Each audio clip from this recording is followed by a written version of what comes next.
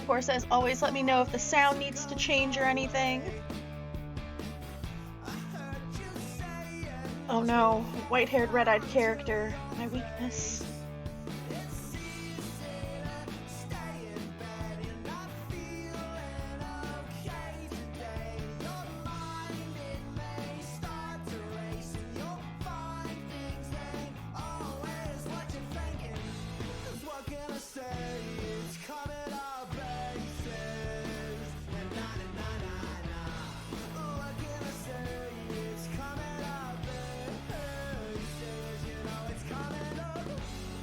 Oh, okay.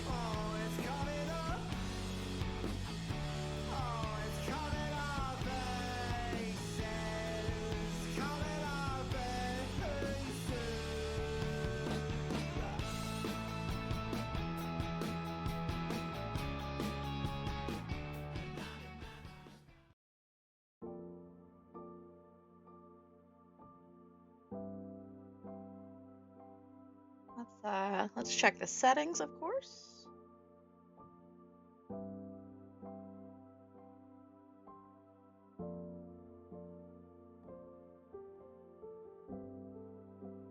I'm gonna up the text speed just a little bit.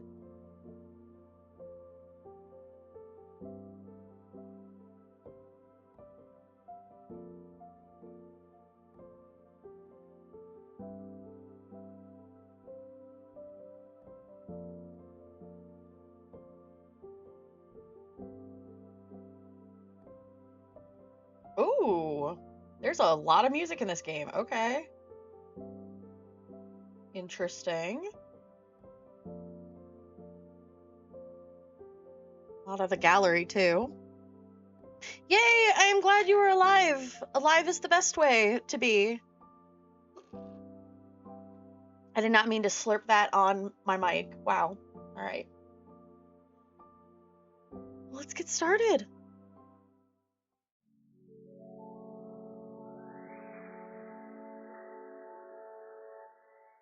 It's okay you liked it. Okay. Good to know. Content warning.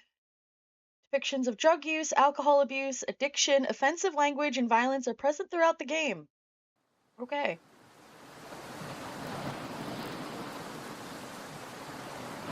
It is a bold outfit. I like it.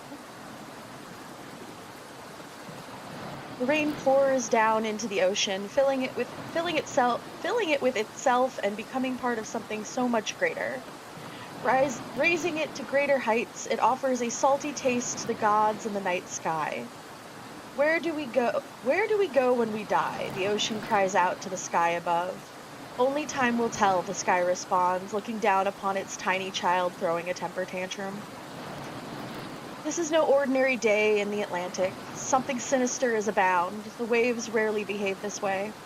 Sirens blare from the crashing waves and foreboding atmosphere. 'Tis but a sign of things to come. There is no happiness here. All humans must drown. No life, no love. Doesn't make a difference to the ocean. More food for the fish. It loves those who inhabits it. Not appreciating foreign invaders, it remains steadfast in pushing those without the ability to reside away.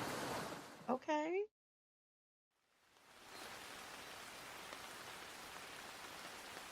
Hello, Cynic. Yes, go feed the pup. Or walk the pup.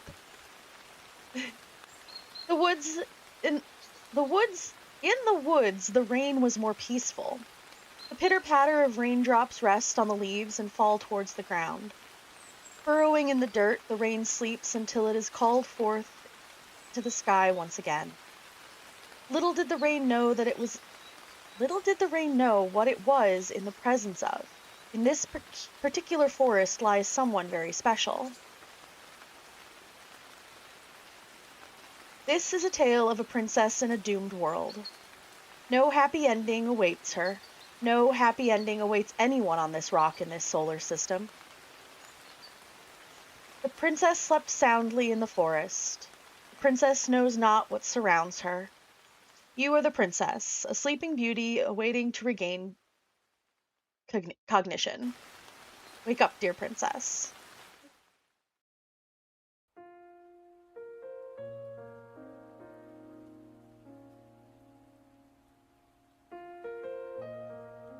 Give her a name.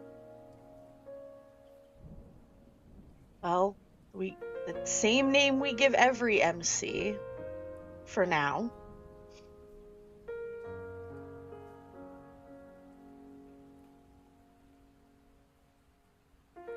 As you attempt to move, you find that you cannot do so.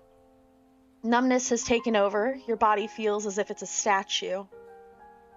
The only feeling comes from the tips of your fingers. Everything lacks such a feeling.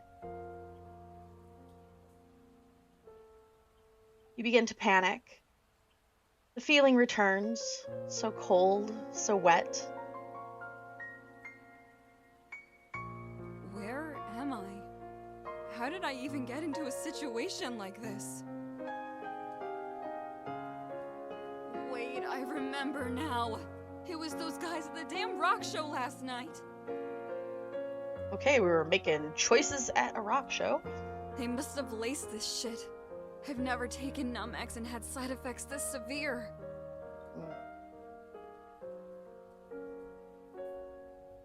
You move your eyes around, looking for your purse, but it's nowhere to be found. This means your cell phone, wallet, and other belongings are gone. The only thing left behind was an empty bottle of pills. You don't recognize the brand. As if things couldn't get any fucking worse for me right now. They must have stole my purse when I was unconscious. Guess I'll deal with that situation later. First, I need to stand up and get out of the rain.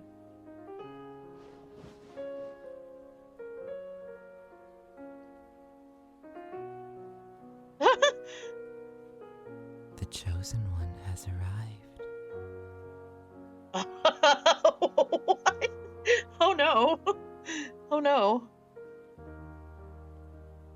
I'll come back for you, but I need to pick up some things first. Okay. After saying some strange words, the scary-looking person with a bag on their head runs away through the forest. How long were they standing behind you? It gives you the creeps just thinking about it. Now that you're up and moving, your first priority is to avoid them. But how, though? I mean, run away would be the choice here, I would think. Because they said they'd be back. So I assume they have left. Like, just putting that out there. So we're going to go with runaway. In order to avoid any more danger, you decide it's best to make a run for it. You pick the opposite direction you saw the strange figure run in and go. Okay, we've got a manageable state here to pay attention to. You try your best to run while avoiding the rain. It was hard to tell what direction you were headed. Your speed was limited due to the mud and the rain along with your poor physical state. It seems whatever it was that was standing over you decided not to follow you, which is good. Eventually, you stumble upon a side path that looks like it takes you back to the main road. This looks like the right way. I just have to keep taking it one step at a time. You're starting to regain more control of your body as you keep going. With renewed confidence, you focus all of your energy on progressing down the path.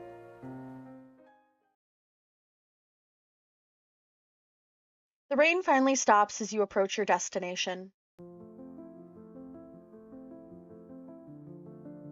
After walking for a couple of hours, you begin to see the outskirts of a town in the distance. It's very relieving to finally see civilization again. Only a little further until I can make it home. I can do this. You give yourself some motivation to continue along. However, the truth is, you are at your limit. In the back of your mind, you know that you still have at least another 2 or 3 hours of walking until you make it home. Oh god, that sounds terrible.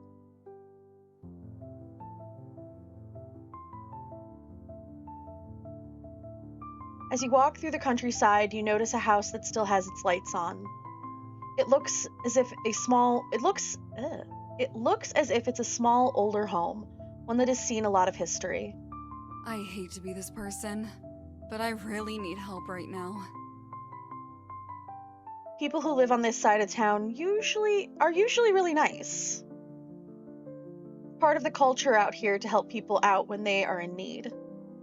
Even though Virginia is pretty far north, a lot of people still hold on to these traditional Southern values.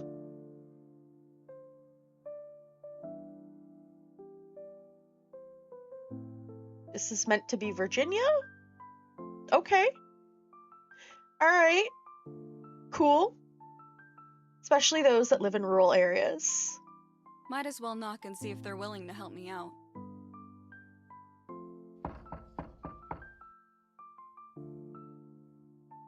Except if they think you're a skinwalker. That's true!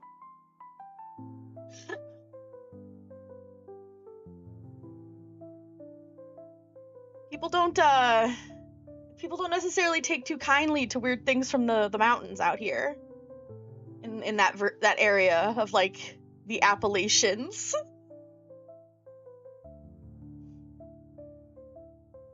A little time passes, then you hear a resident begin to move. Someone approaches the door from the inside.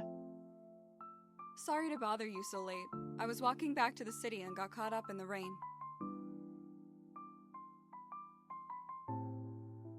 No. I was mentioning because we mentioned we were in Virginia, and that's the place where the game is, and Virginia is near the Appalachians, last I checked, geographically.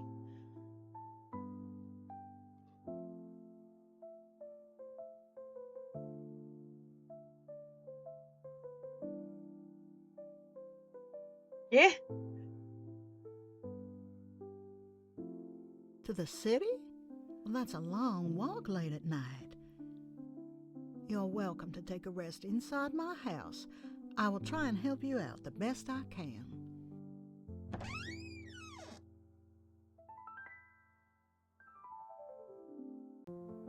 The woman's house looks just as well lived in as the exterior.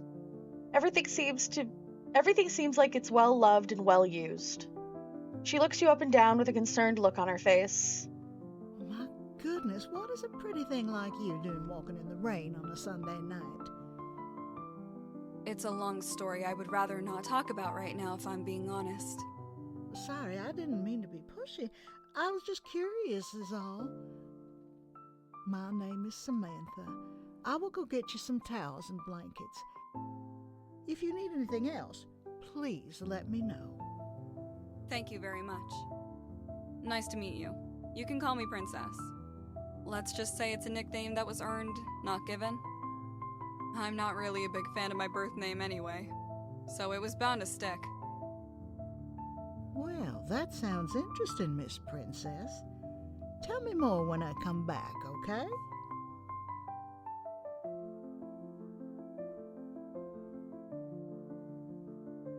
Samantha is heading towards another room in the house. She moves slowly, not because of her physical health, merely just to show she trusts you. It seems like she will be gone for a while, judging by far away. It seems like she will be gone for a while, judging by far away she walked and how slowly she moved. Okay, I'm not rifling through her medicine cabinet. She's being nice enough to let me in her house. We're gonna stand here and try to stay calm. I can't lie to myself. I'm fiending, but I also have to control it. Okay, good to know. I don't know about you, but usually if you move slowly around someone, you do it because you don't trust them. Yeah! Your addiction rips into you for neglecting it. You do not give in this time, but this is one battle in a long war. Eventually, you will be outnumbered, though through incredible odds and dedication only through incredible odds and dedication could they be overcome. Unrealistic goals lead to unrealistic outcomes. You must fight through unrealism. Samantha walks back inside the living room. Looks like she forgot something. You take this opportunity to speak your mind. You wouldn't happen to have any painkillers, would you? I'm sorry, honey. I stopped using that stuff a long time ago. There's something I have that will help you out much more than a pill.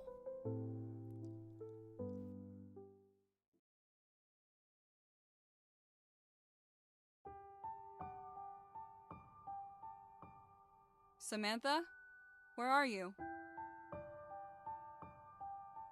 After waiting a while, you start to get worried she may have dozed off or something. After you call her name, you hear her begin to approach. You hear her footsteps approaching. Seems like she heard you and is coming back. Looks like you're awake now. Here. Oh.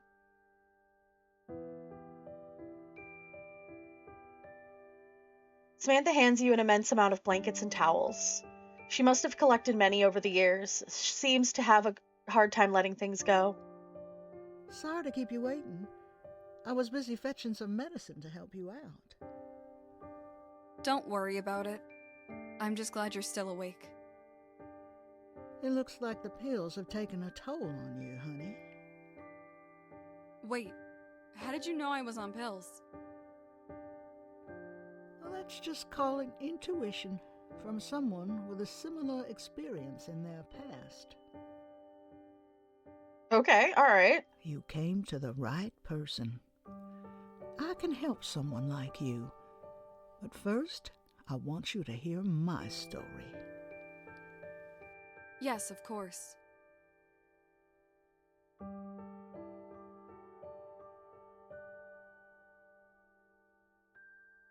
Samantha begins the story talking about her upbringing.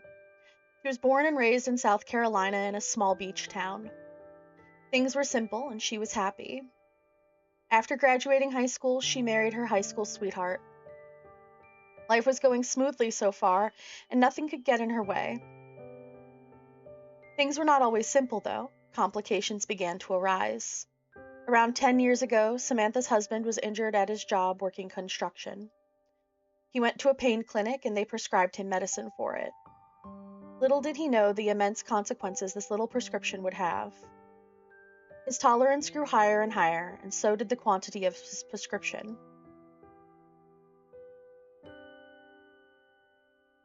Five years after his first pill, Samantha's husband would overdose and die.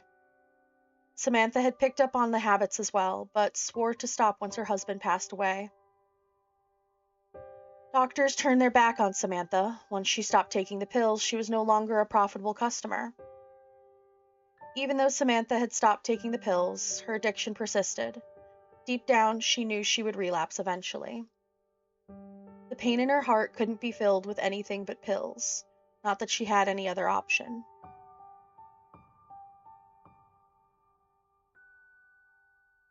Instead of relapsing, Samantha took matters into her own hands. She was able to find a way to create medicine to help her addiction symptoms. Although she was very vague on the details, she promised that she would tell you more when she can trust you. Finding this information was also what led her to move to Virginia. Apparently, this was one of the very few areas in the United States that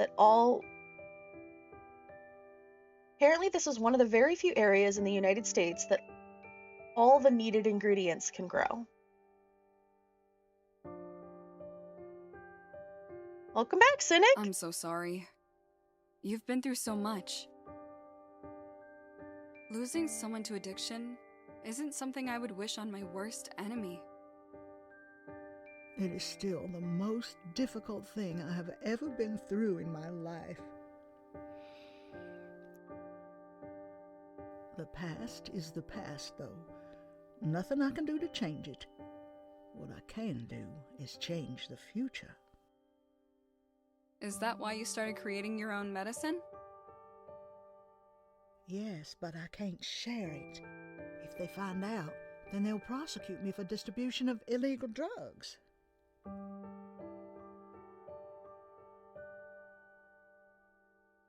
Oh no, not the ferret! Also, Auntie's making illegal drugs. Gotta love that.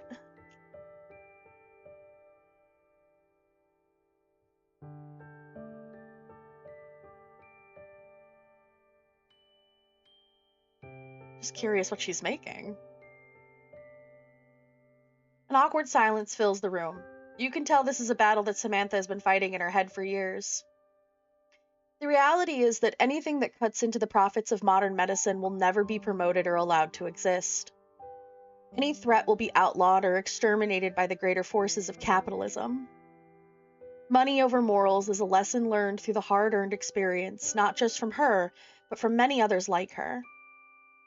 Even if I cannot publish my discoveries, that doesn't stop me from being able to help people like you. She's moving so slow because her back went bad after carrying all that cash. Damn it. I want you to have a sip of this, as long as you promise to keep this a secret between us.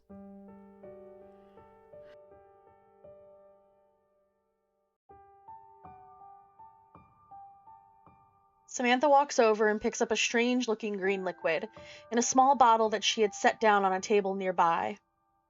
She presents it to you. It gives off an incredible aura. You can tell that it took a lot of effort to create. Sure thing. I trust you, Samantha. I won't tell a soul. Look, if an older woman in the mountains of Virginia is going to give me a magic potion, I'm going to drink it. I'm not going to tell her no. She knows what's up. I thought this was a pillar or something, but Auntie here is giving us a +2 health potion.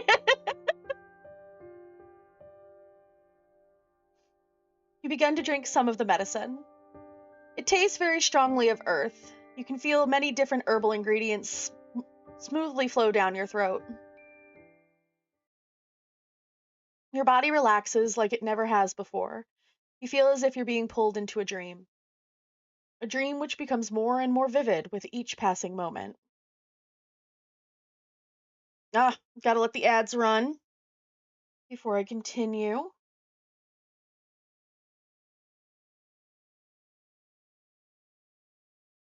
Imagine if the reveal was, "I'm so sorry, but you knew too much. Thanks for listening." Oof. That would be rough.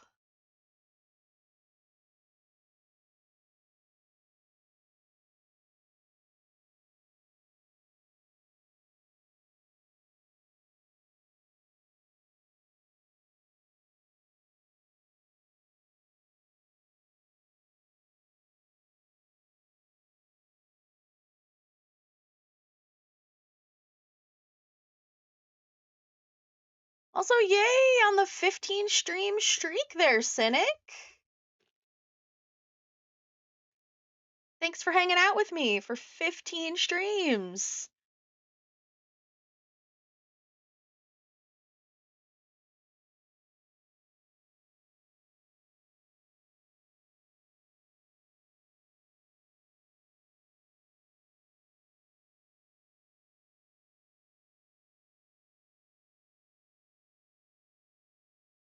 Yay, I'm glad. Also, thank you for the hydrate, Shy.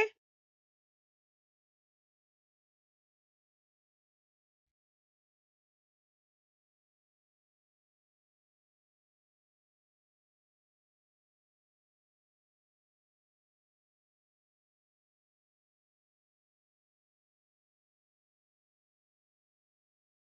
right. Ad break is finishing. I'm going to take a second because I should also put on some lip balm. You know, that's one thing that nobody tells you when you start streaming is how much you are going to invest in product that keeps your lips like hydrated.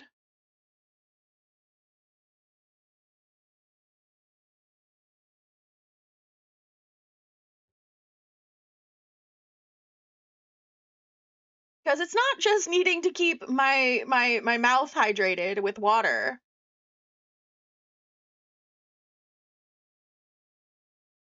I know a way to keep your lips hydrated.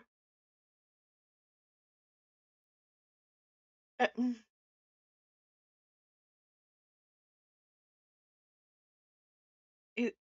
Drink more water. That's what yeah. That's what me. Of course. I just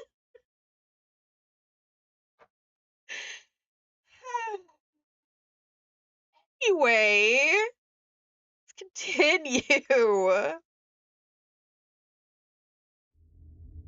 Oh, we're falling.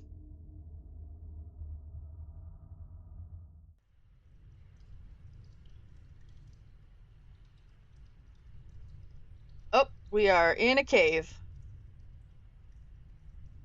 You open your eyes and are suddenly blinded with incredibly powerful light.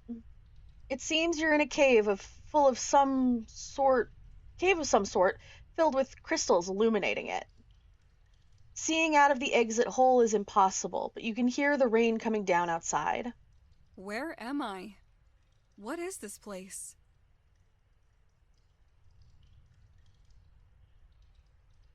As you turn around, you see the body of water is even greater behind you. This place gives off a mysterious aura. It's hard to describe exactly. It feels almost as if you're being watched by a higher being of some sort. It's really hard to tell if this is just a crazy dream or if this is really happening. Either way, I need to get out of here. This place kind of gives me the creeps.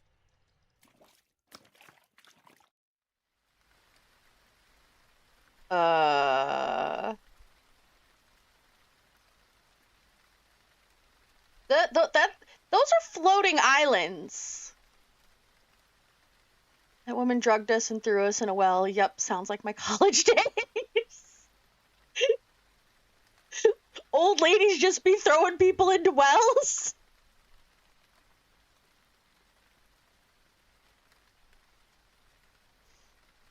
Okay. After exiting the cave, you see a long path going into some mountains covered with forestry. What is going on? This can't be real. The rain is even colder in this place than the forest you woke up in before heading to Samantha's. Although that world seems like a faraway place from wherever you find yourself now. Rocks float in midair above you as if held up by some supernatural magical force. With no other options, you follow the path into the mountains. We are doing a lot of walking in the rain. You enter the dark forest and attempt to take cover under a tree to stay out of the rain. Thought of being stuck here forever begins to cross your mind. Normally you could find shelter somewhere in a rainstorm like this, but not now. This place you have woken up in is so far from your reality, you don't know what to do.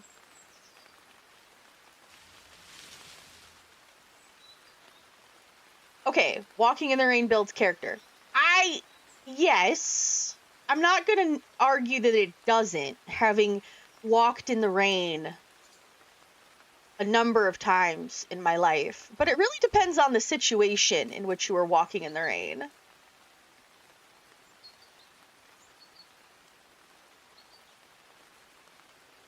Usually if you're walking in the rain and you don't have and you're not prepared for it, you're usually not having a good time. All of a sudden you freeze in position without even thinking. Something is surely watching you. Something is surely watching you now. You can just feel it. You attempt to silence your panic breathing and calm down. Whatever is close by should leave you alone if you don't alert it.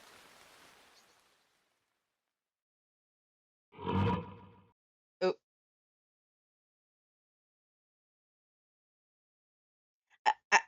I feel like we've alerted it, guys. I feel like I'll call you Shirley.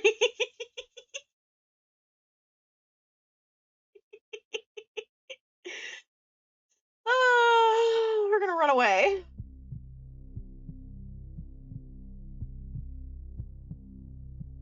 You quickly run away and try to lose the creature. However, it's somehow able to trace your scent even in the rain.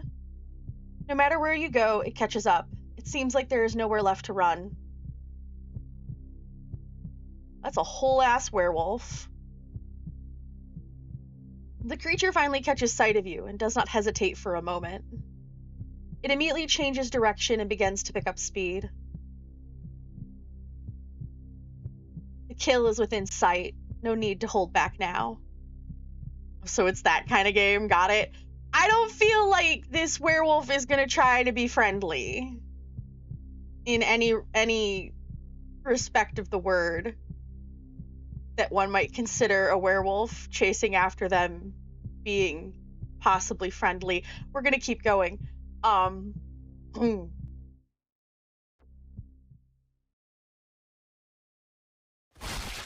Oh no.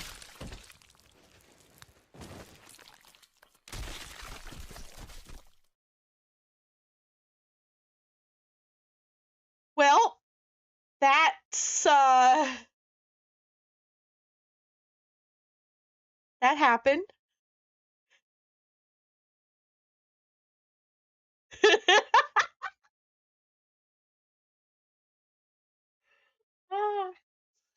This is this is not as funny as the bad ending we got the first time yesterday. This is more you can't possibly expect us to fight against that. I mean,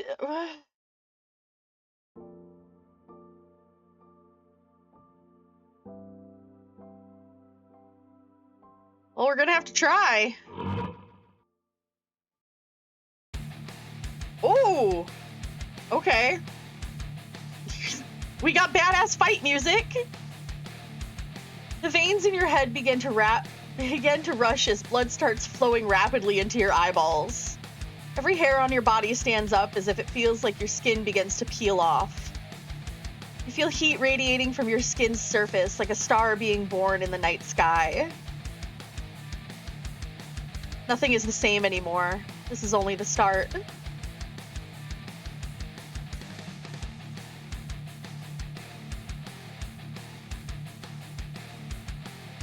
Time freezes. Your body begins to float in the air. Pain, fear, anxiety, paranoia, these feelings are amplified beyond the maximum of which you thought possible. However, as you realize this, your feelings are quickly replaced by something greater, something bigger than yourself. I thought we're here like I'm just a pill-addicted girl, but I suppose not. No! Clearly she is something more. Boop the snoot. Yes, that will save us. They are no longer trapped inside of your head. They are being channeled throughout your entire body. You're tired of being the victim, tired of not being in control. The feeling of despair begins to change into something else, something more useful. Anger, hatred, these feelings you have long suppressed begin to surface. The power growing within you gives you back the confidence to finally fight back. I'm not afraid of anything anymore. It'll do something, that's true. Thank you, Ancient Nanny, over the head pat. Well, what are you waiting for? Come at me already. Responding to your taunt, the creature begins to attack. You can tell that there are no thoughts behind those eyes. It's acting on its nature. Just like you, it's controlled by the power it wields. It is inevitable that it will attack a greater power that threatens it. The creature's hind legs shove the earth, propelling it forward. It's as if you can see it moving in slow motion. Your perception has become inhuman. Judging by its speed, it's no match for you, merely a test to see your true capabilities. With this power, you can obliterate it without a second thought. Okay. As if by instinct, you begin to concentrate your energy. Your newfound power begins to flow through your body and into your hand. Almost as if opening a faucet connected to a massive body of water, you feel an almost unlimited supply attached to you. Whatever power you're channeling is nothing compared to the greatness of its source.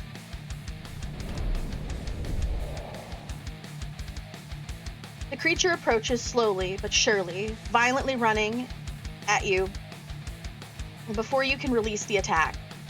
Little does it know that its fate has already been decided. You feel your veins begin to pulse, almost as if executing a pre-programmed command. It's not just the power you're channeling, but also the knowledge of how to use it.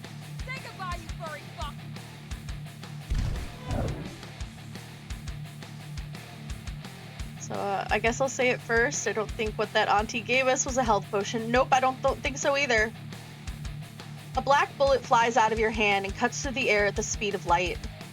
Even with your ability to see the events around you as if they're happening in slow motion, you can barely keep your eyes on this attack. It surges with power and seeks to destroy anything in its path. Damn! We put a whole hole through that monster. The attack instantly tore through it like a speeding bullet going through a paper target. The creature is frozen in place, unable to move a muscle. You can see the look of terror struck on its face as if it realized this was the final moment it would be alive. Just as quickly as the battle started, it was over. Oh, goddamn! Taking a life with no remorse. This is not something you thought you would do. But something else seems to be influencing you. You aren't fully in control. Murder is all you can think about. The pain is overwhelming. You feel a new part of you deep inside awakening, a part that should have never been born.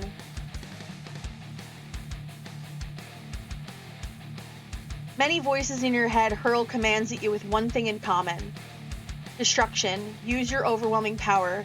Use it to destroy the wrong things in the world. However, the voices begin to get quieter and quieter. The silence finally allows you to think again. What is happening? Just as quickly as the creature was killed, it vanishes from this world. So many unexplainable things happening at such a rapid rate. Your negative thoughts begin to rush back into your brain, going back home to where they belong. As you look down, you can see that you're slowly transforming back into your original form. You're right back where you started, in a forest, in the rain, all alone, just as you always have been, with a feeling of dread and solitude overwhelming you. The darkness inside of you begins to vanish and is replaced by sorrow as your power fades away. I can't do this anymore. I give up. Guess I'll be stuck in a goddamn forest for the rest of my life. In whatever fucked up world I've somehow ended up in.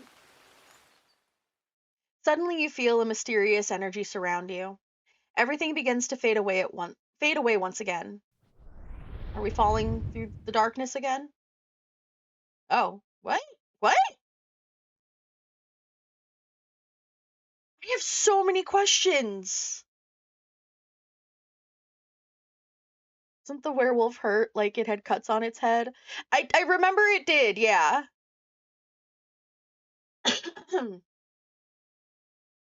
It seems your prayers have been answered. Although you do not return to your home, but you have been transported to an even more unexplainable place than where you were before. You stand inside of a massive castle. Judging from its silence, it seems devoid of any people. However, everything is far too clean for it to be abandoned. So where is everybody? You are incredibly powerful, I must say.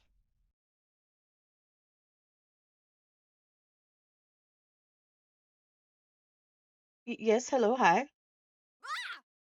Hi, indeed. You feel a ghost-like presence as they step out in front of you after watching you from behind. Usually you're really good at detecting people around you, but they completely took you by surprise. Something about them seems completely inhuman. You can't put a finger on what makes you feel this way. It's more of a gut feeling. Just curious. What type of magic was that? Magic? Is that what I was doing? You don't know about magic? That must have been your awakening then. Well, I mean, clearly must have, yes. They begin to look flustered and fall silent for a moment. You can tell they're processing a lot of different thoughts, deciding on the best course of action. Firstly, my name is Kusunohime. I'm the goddess of vegetation and am responsible for governing all life on Earth. Okay. Alright. Secondly, you have a lot to catch up on. I'm going to guide you to my sacred library to do so.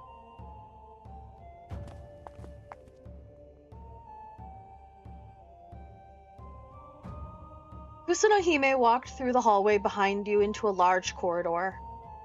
They walk in a hurry, although you don't see any reason you have to be in one.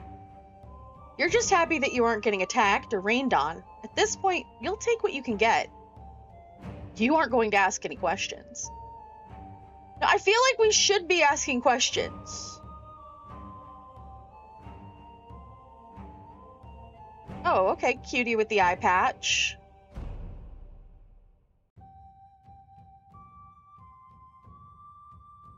Girly is literally named Grassfield. Yup, that's true. I mean, she is the goddess of vegetation. Like, literally all plant life on Earth. So being named Grassfield, there's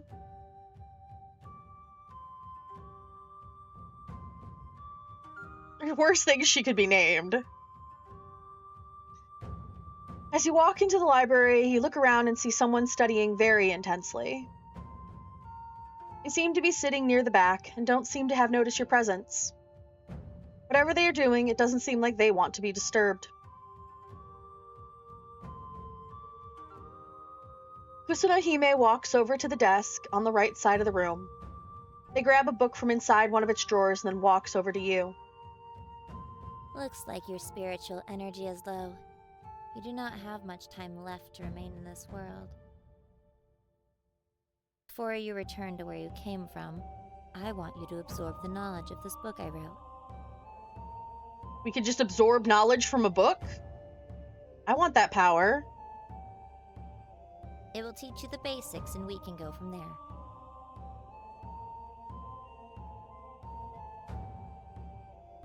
Kusunohime used some sort of magic and the book begins to emit a strange light.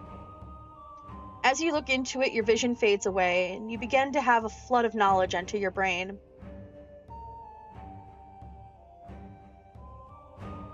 When a world is first created, so is a place called the Spirit Realm. Although it exists in a separate dimension, it's connected to the life on its original planet. The gods and spirits of that world reside in the Spirit Realm, and they govern all aspects of it. The Spirit Realm for Earth used to be vibrant and full of life. That was until the Void arrived. The Void arrived to Earth's Spirit Realm around 2 years ago, shrouding it in darkness. With its arrival brought an army of evil spirits with it, which waged war with the divine. One by one, the gods of this world were captured and fed to the Void, being farmed for their spiritual energy. The only god who survived was Kusunohime, who went into hiding and assumed the role of all the gods in their absence. Holy shit. Okay, she was like, I'm the only one left. Guess I have to do everybody's job. The Void is an evil spirit that has the power to travel to different spirit realms and consume that world's spiritual energy. Once it consumes enough energy in that planet's spiritual realm, it then transports itself into the real world. This requires an incredible amount of energy and takes many years to do so, but once it happens, all life is instantly consumed. Once it sucks a planet dry, it moves on to the next, in an endless cycle. The Void here on Earth is nearing completion, meaning that unless it's defeated, it will destroy all life on Earth in approximately 6 weeks. I like how we have a timeline. No planet that has ever been infected with the Void has survived or been able to destroy it. As you can see, things are not looking good at all.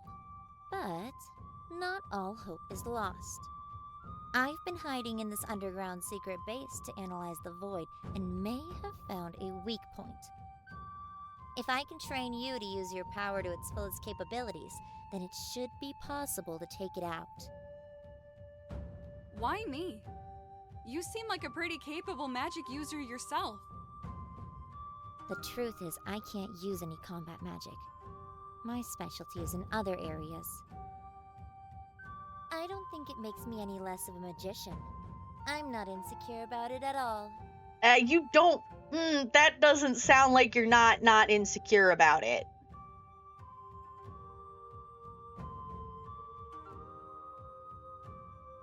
It's okay, I know a guy that can solve this. Okay, so there's this alien prince. Ah. Kusuno looks very nervous for some reason. Probably best not to push the issue. You are the only one left who can fight it. All the other spirits and gods who have tried have been consumed by the void. I see. So I should return here to train whenever I get the chance. Give yourself time to recover. Being in this place as a human takes a toll on your body. If you want to maximize your training, come back once a week. At least in terms of time on your planet. As Kusuno says this, you notice parts of your body are starting to fade away. Looks like your time here is up. Return in 1 week's time and we will begin our training.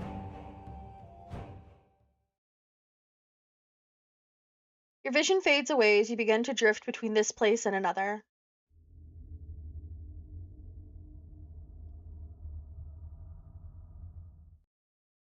Do you want to save? Yes.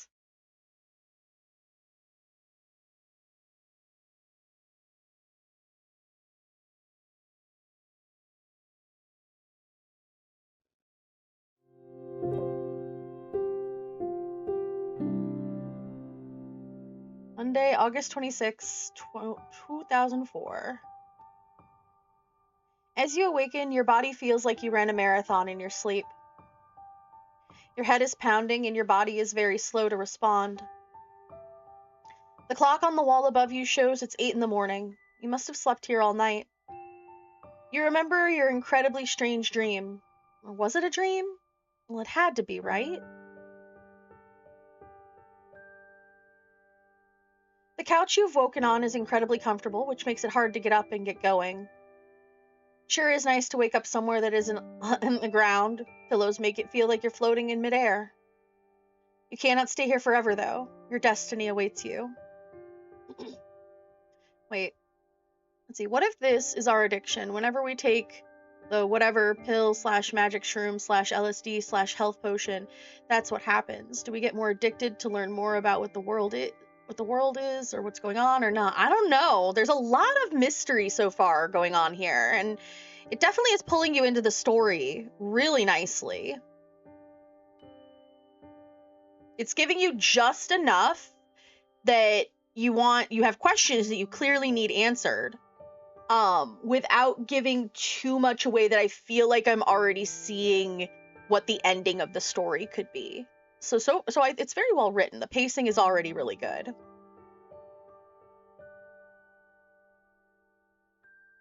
Objects at rest tend to stay at rest. The only way to change that is an outside force. You push yourself up and get your day started.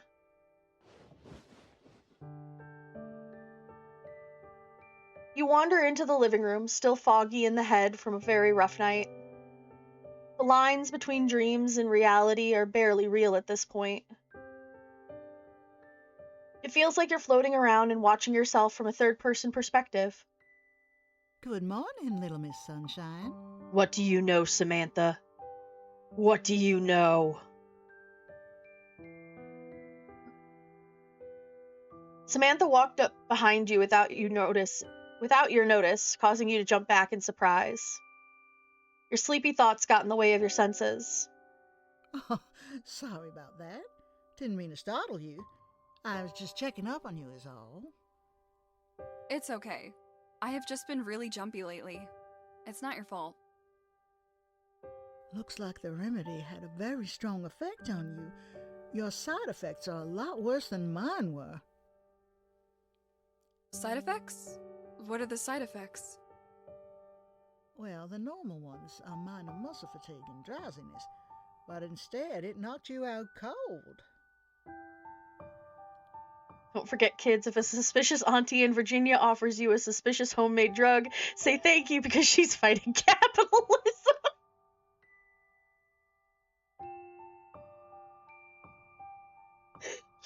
That and drugs are expensive.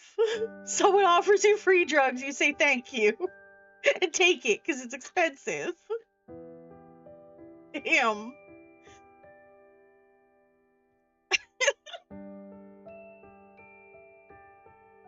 That's what a friend told me once. I had the strangest dream ever. Must have been the medicine at work then. Hopefully, since the side effects were stronger, the medicine will be stronger as well. You will still have cravings, but they will go away as long as you take a dose once a week and stay off the pills. Okay, so what a friend told me once. Sure did. No, friend most certainly did tell me that. I wouldn't know anything about that sort of stuff.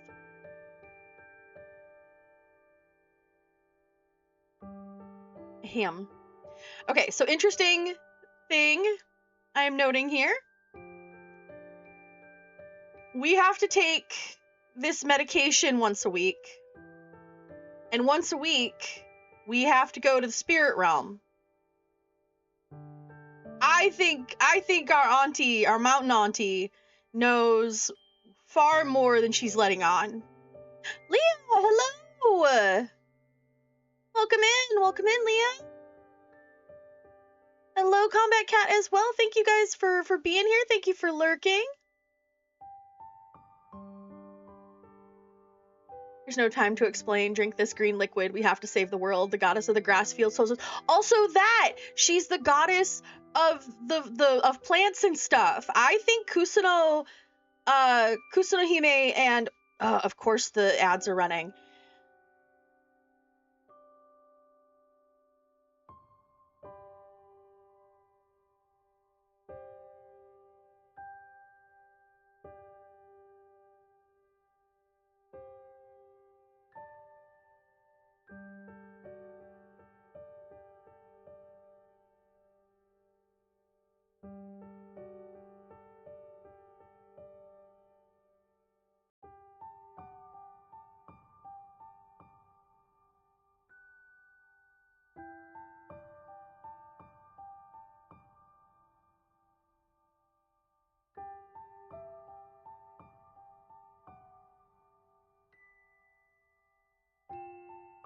What if the people that Samantha Auntie lost to addiction are the people who reside in that world and help the goddess? Oh my god, it's all coming together. Hey, it might!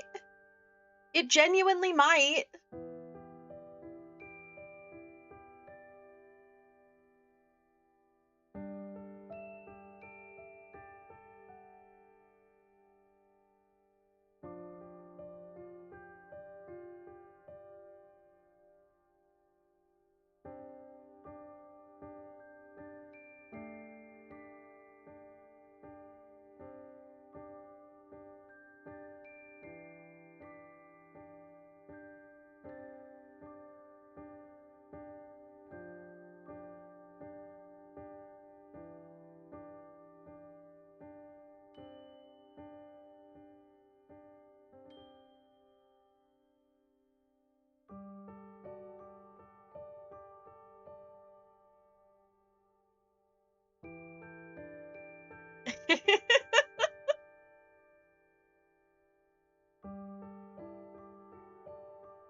You nod in agreement to stay off the pills, but something still seems wrong.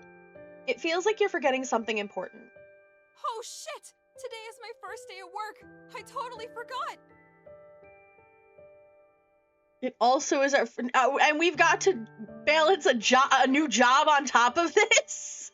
You've got to be kidding me! No! Oh no! I gotta go. My shift starts in an hour, but if I run, I should be able to make it. Oh no! Hurry up and get out of here then. Come back sometime next week for another dose.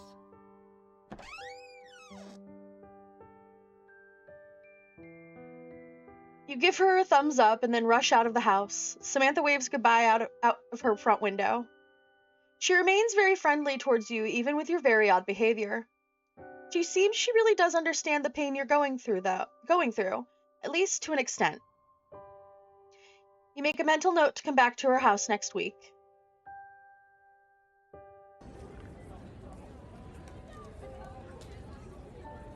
You're able to quickly run through the outskirts of town and into the city.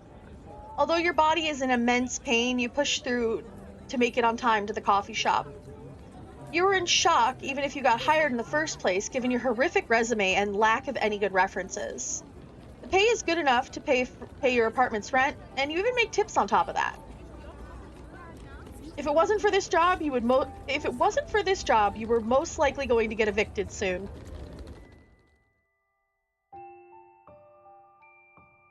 You make it to the coffee shop, appropriately named Coffee, with minutes to spare.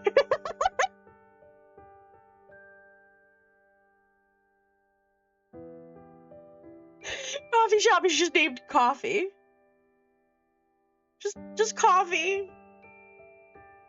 At least you know what you're getting. The shade from the tall building nearby provides some much-needed cooling. The summer heat is in full effect this time of year. Drives the point across. It does. It does. Looking in the window, you see your reflection and are horrified. It looks like you were hit by a truck and fell in a puddle of mud. You take a moment to fix your appearance up as best you can before walking in.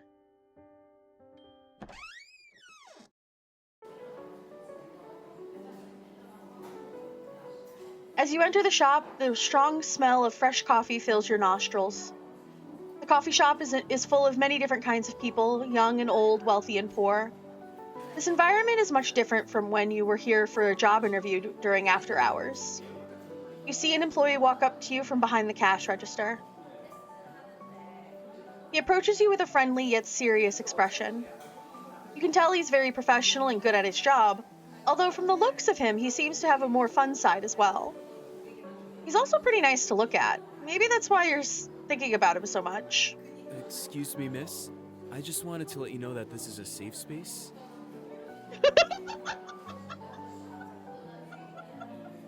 Oh no. You look around for a moment and notice the number of homeless people with small cups of coffee. It seems like this place acts as a sort of safe haven for people that have fallen apart in hard times. Okay, I like this. You must think you're coming here because you're one of them. Well, he isn't entirely wrong. Sorry, I'm not homeless or anything. I'm actually a new employee. Today is my first day. I had a really rough night and had to run here to make it on time. But I am here and ready to work. I apologize. It's just that... well, never mind, actually. My name is Xavier. I actually was assigned to help you with your training today. Nice to meet you. You can call me Princess. You can tell this catches him off guard for a moment. It's clear that he's trying not to laugh in order to appear professional. It's also clear that he isn't doing a very good job of doing so.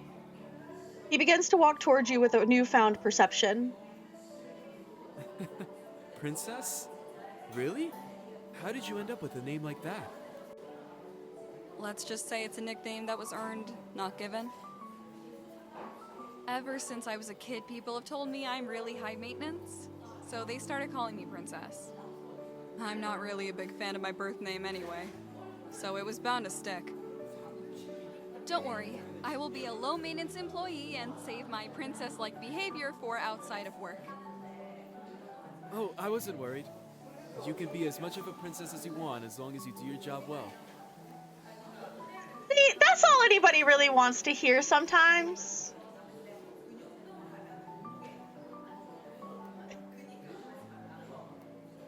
I dig that. That reminds me, you should meet with Cassandra in the staff room. I'll show you where it is.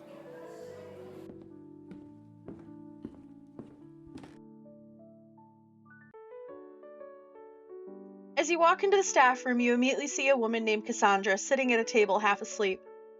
It seems like you aren't the only only sleep-deprived person in this coffee shop. She's completely unaware of your entrance, but she also kind of looks at peace that way. She has a bad habit of dozing off whenever she is on break in here. Don't hold it against her. I wouldn't. I used to doze off in the break room all the time at my jobs. And don't try to talk to her before her alarm goes off. Just trust me on that one. Xavier has a fearful look on his face and makes no attempt to bother his manager during her break. It seems like he probably has experience trying to get her to wake up forcibly in the past. Judging from how he's acting right now, it's safe to assume that it did not go well at all.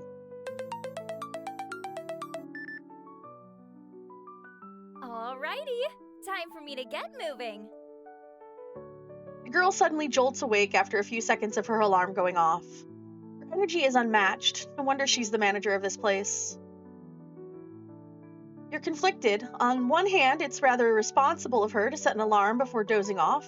On the other, it seems unprofessional to sleep at work, especially as the manager. She scares you. She did like pop up with that like, let's go energy.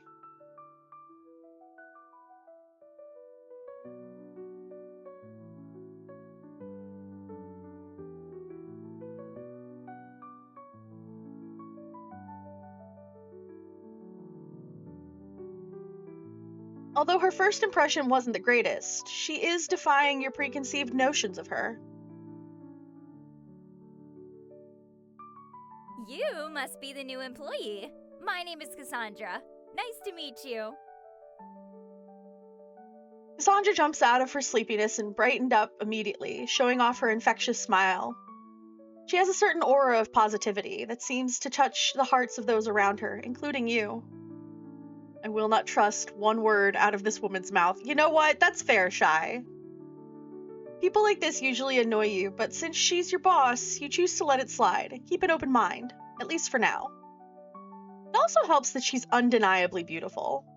Yes, she told me people usually call her princess, which she prefers.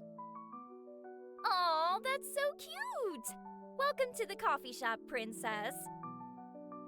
I'm the manager here, so I'll be showing you the ropes today. Xavier, could you back out and cover the front? I will take it from here.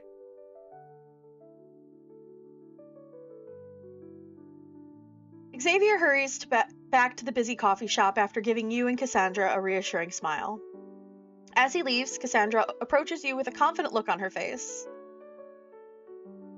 We are a bit understaffed, and the shop is busy, so a lot of your training will be learning while doing.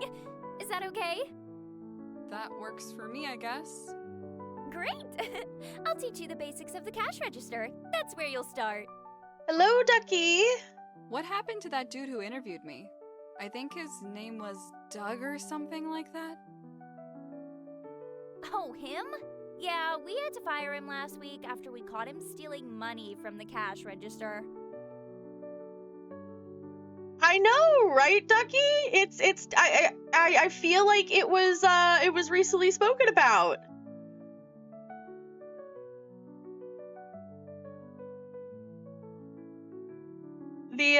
The developers of this game reached out to me for the Otome celebration to see if I would play the game on stream, and so I am.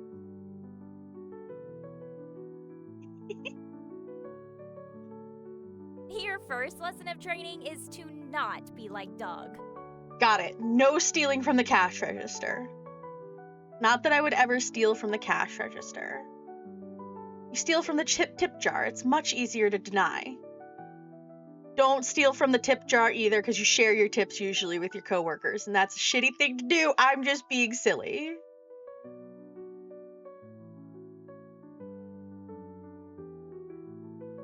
Unless your coworkers are shitty, and then, really, you shouldn't steal from work. Too late. Stole from the tip jar. The blame was on you. Oh no. I'm a bad influence. I will teach you some more lessons on the cash register. Follow me.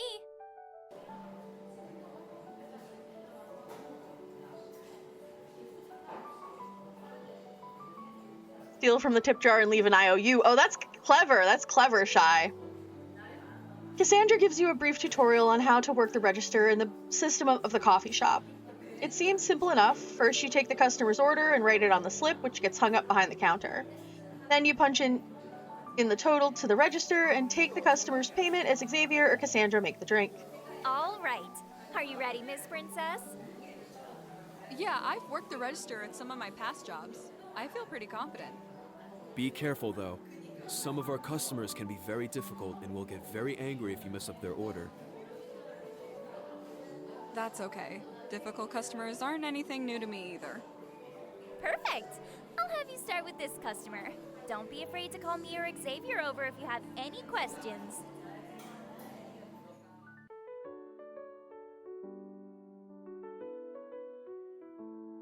Oh no, not the yandere.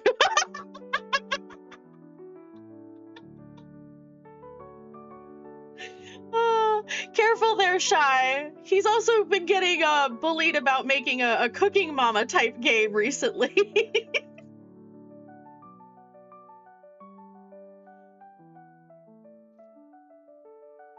for Cooking Club 2. Game is canceled.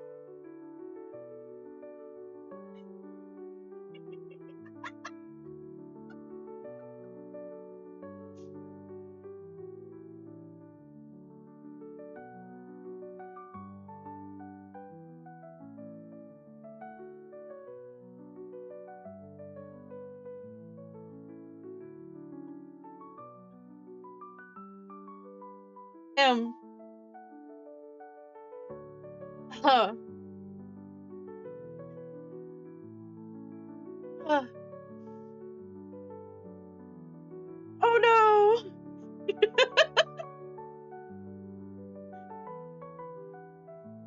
A difficult looking customer approaches. Welcome to coffee.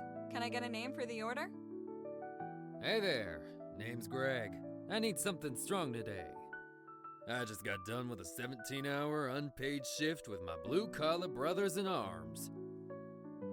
17-hour unpaid shift? Boy, join a union!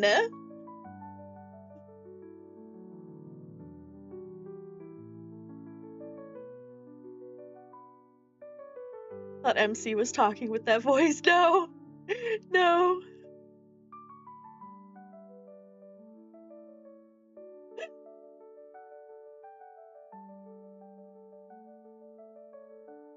Well, you can take a look at the menu. I am here if you have any questions. Greg begins to grip his belt and squint at the menu with a confused look on his face. What in the goddamn hell is an Americano? I swear this country's going to hell with all this European bullshit. Oh, Greg is a goddamn delight. I do not like Greg. Let me just get a dark roast with some hazelnut creamer and 3 packs of sugar on the side.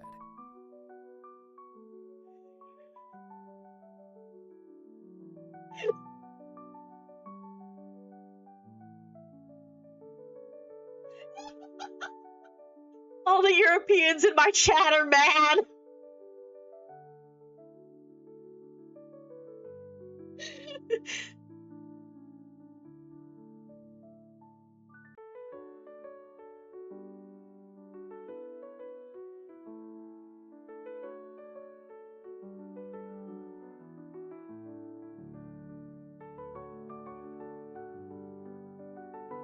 An Americano is an espresso shot with hot water at a 1-to-3 or 1-to-4 ratio. So it's a coffee drink made by diluting 1 to 2 shots of espresso with water, essentially.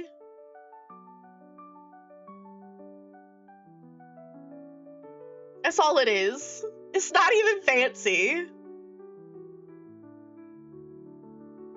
It's literally just espresso and water.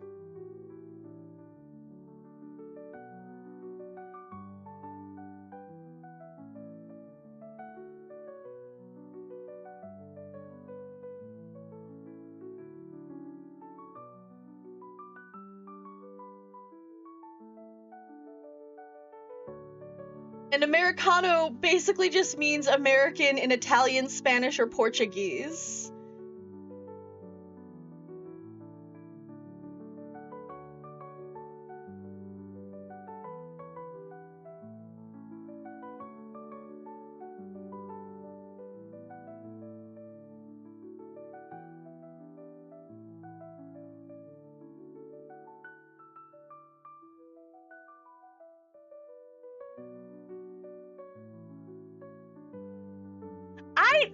I know you were being sarcastic, but I felt like being educational.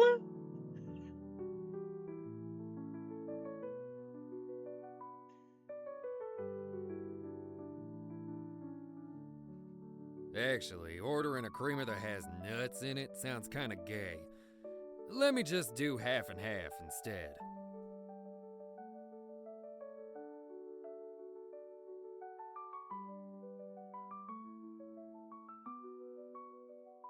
Okay, I'm gonna be real fucking honest right now.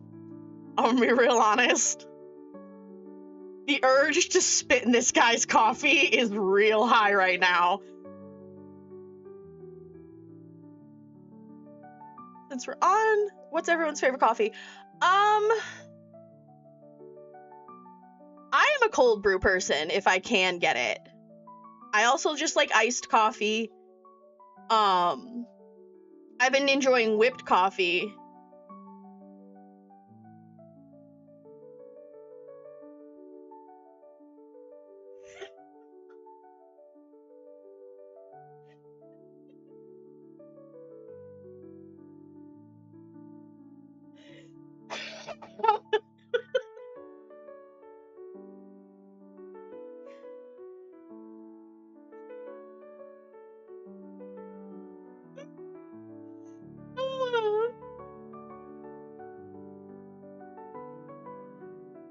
Oh my god, you guys.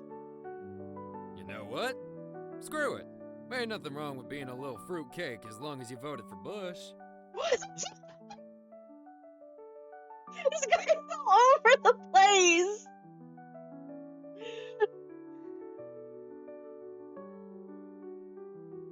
I can't with Greg. I can't with Greg.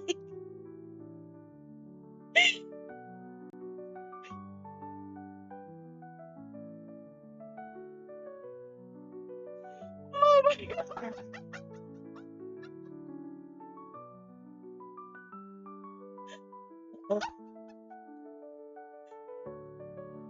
With this CG in the background just staring at him like, uh-huh.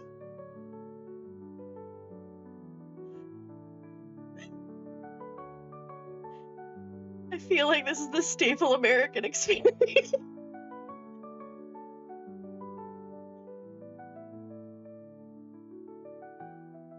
Oh my god. Let me get hazelnut, but this time, make it an extra dark roast, and add another pack of sugar on the side. Okay, so extra dark roast, hazelnut, 3 packs of sugar. 4 packs of sugar. Alright, wanted hazelnut. Extra dark. 4 packs of sugar. I think I got that right. I'll have that coffee ready for you shortly.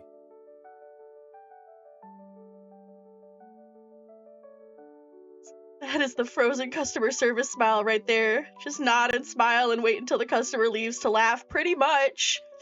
As long as he won't comment on dark roast. Yeah, no, I mean, if he started doing that, I'd be like, no.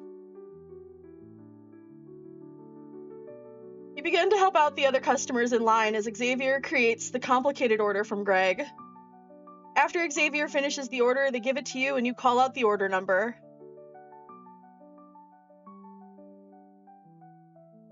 Greg is ecstatic that you actually got their order right.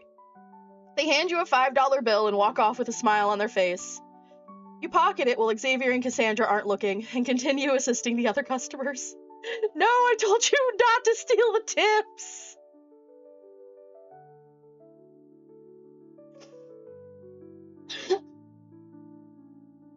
Why are we listing that as drug money? Oh no. A difficult-looking customer approaches. Welcome to coffee. Can I get a name for the order? Hello, my name is Harrison, but I prefer to be called by my spiritual name of Dr. Jotchavanius Kellington IV. Okay, Harrison. I shall momentarily take a look at your wares.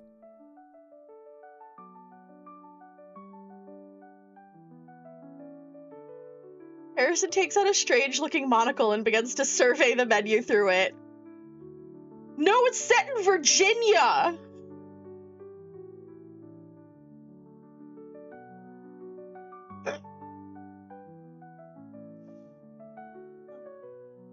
Preposterous! This menu has no class, no style, nothing.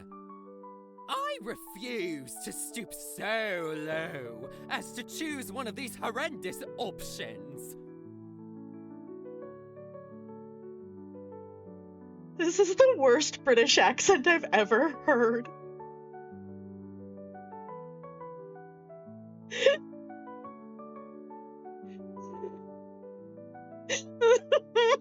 It's next to the soup aisle.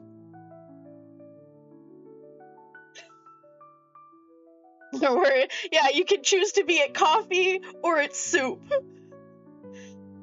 It is aisle spelled with A-I-S-L-E when it is an aisle of something. When it is I-S-L-E, it is like aisle as in island. Like a singular island. I can write a thesis on this grid. Instead, I shall have you, my humble servant and slave of my command, choose a small drink for me. I did not consent to that. We have not had a conversation, Harrison.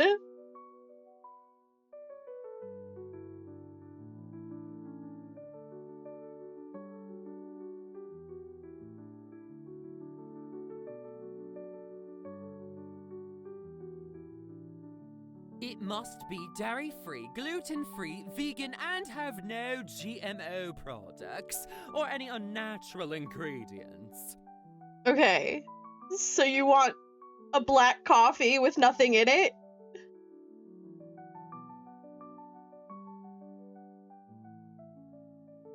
Just get bro tap water. Make sure to pick a drink with class as well. I don't want to be mistaken for a commoner. Oh, buddy. Harrison crosses his arm and waits for you to come up with an order for him. Alright, time to write down the order. Okay.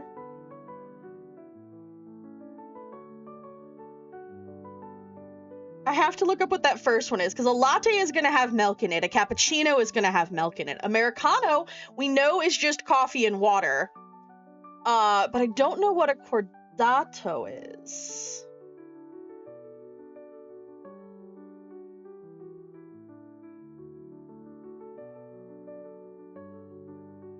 A cordato is a Spanish beverage consisting of espresso mixed with... Oh, no, that's got milk in it, and he said vegan, so he's getting an Americano.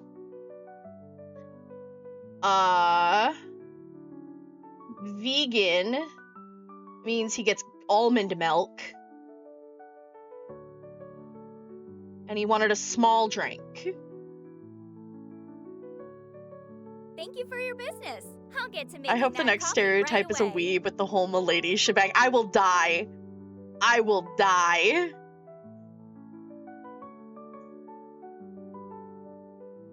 You begin to help out the other customers in line as Cassandra creates the complicated order from Harrison. After Cassandra finishes the order, they give it to you and you call out the order number. You feel as though you may have got that wrong, but who cares really? This customer is completely setting you up for failure with his fuck-ass order. Yes! You've seen this story before at other service industry jobs. They just want an excuse to yell at someone. You're a new employee anyway, so if you get some orders wrong, it's fine. Cassandra seems to be understanding about that anyway. Harrison sees that you got their order wrong and begins to have a full-on mental breakdown. They ask for the manager and you direct them to Cassandra, and they scream at her for a solid 10 minutes straight as she smiles and apologizes repeatedly. You pretend not to notice and continue assisting other customers.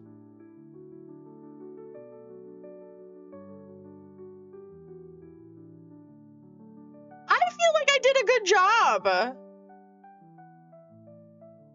You know, I feel like he was just somebody, like they said, you know, who's just looking to be fucking mad. Alright, another difficult customer approaches. Welcome to coffee. Can I get a name for the order? Please don't be terrible. They're gonna be terrible.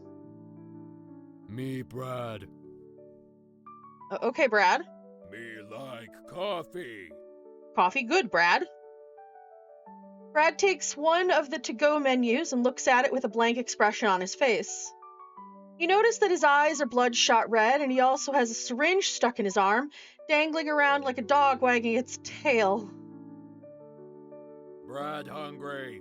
Brad so hungry. What? Brad puts the menu in his mouth and begins to chew on it. Ah, yes, Virginia, yeah. Brad want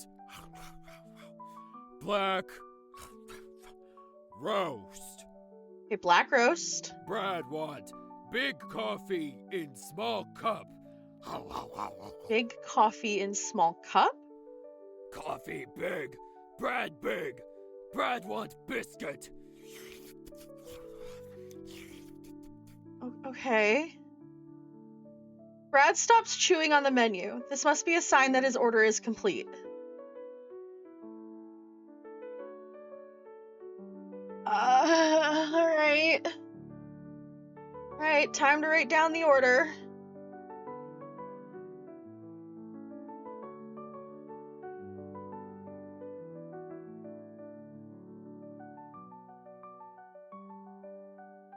Okay, so he wanted big coffee in small cup.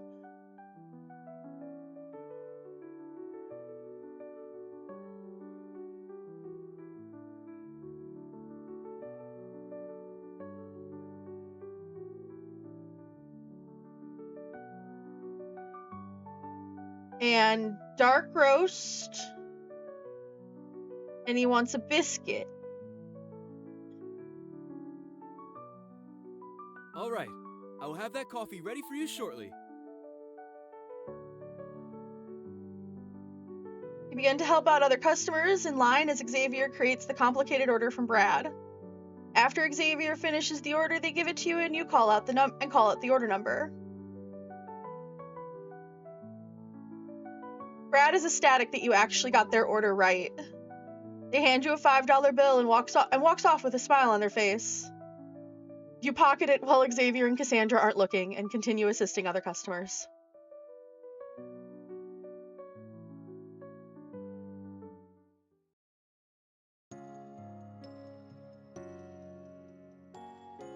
Today felt like one of the longest shifts you've ever worked. The customers kept coming at all hours of the day. Before you know it, the shop was closing for the day. You helped Cassandra and Xavier with closing duties as the evening sun beams through the windows. Eventually, they tell you to go home and congratulate you on an awesome first day.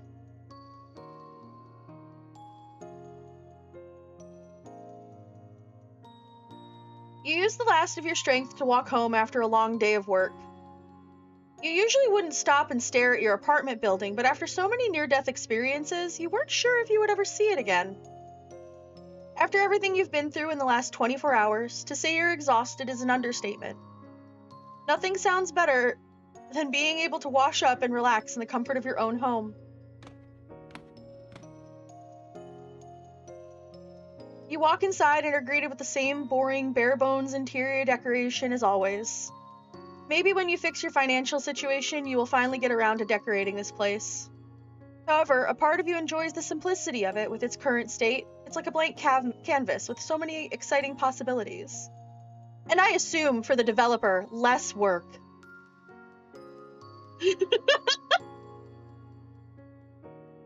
Than having to give it personality, and we can continue using this stock image.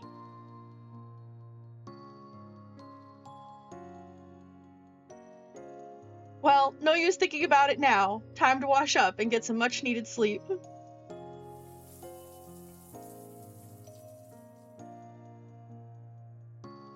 Oh, see, the room has a lot more personality. Like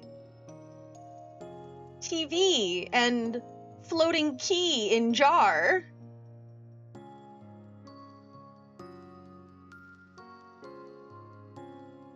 And see, you didn't lose your purse, you just didn't take it with you. After showering and putting on your pajamas, the sun has set completely. The darkness of the night feels comfortable now that you're able to rest easy in a familiar place. You climb into bed and get ready for another day of work tomorrow.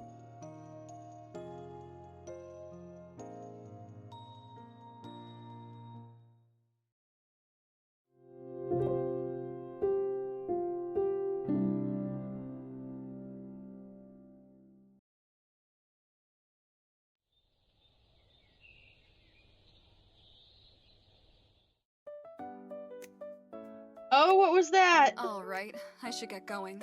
I need to head to work soon.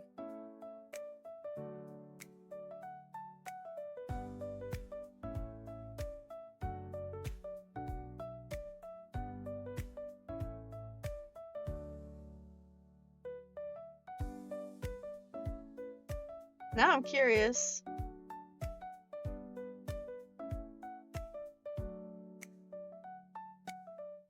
Oh!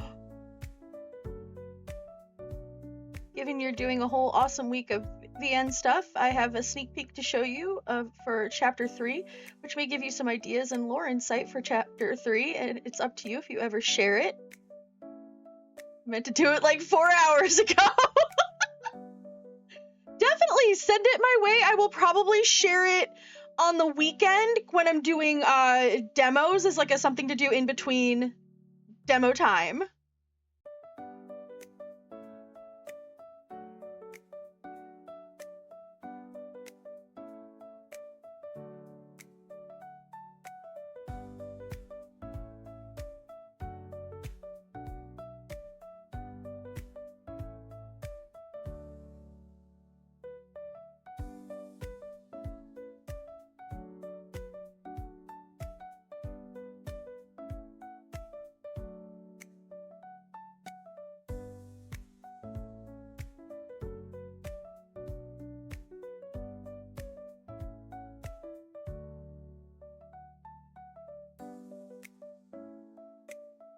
Climb out of bed and are greeted by the bright morning sun shining through your window.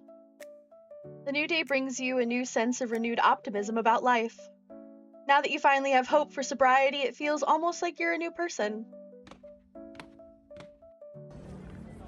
I'll send it over, but don't worry, it's nothing super long, just a snippet of some Rhea scripts that's super juicy. And so far, only Kickstarter saw it. Ooh, fancy! You head on over to coffee for another shift. The Jefferson City downtown. Oh, okay, so we have a Virginia city. Jefferson City. Is that a real city in Virginia?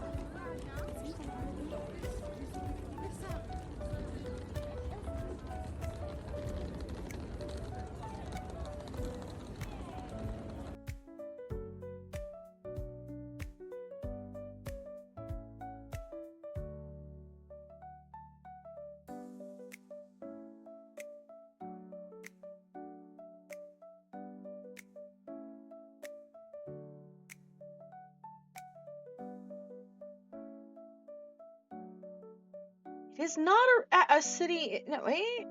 Maybe? It's a city in Missouri, according to the internet.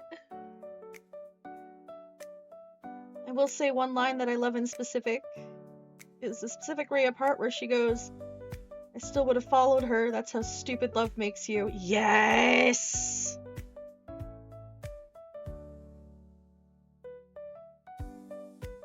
Love that kind of stuff.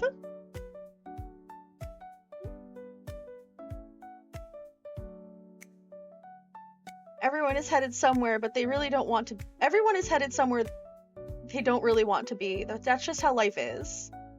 If you let the negative thoughts get you down, you would just rot in bed all day, every day. Sometimes it's worth it to push yourself out of your comfort zone.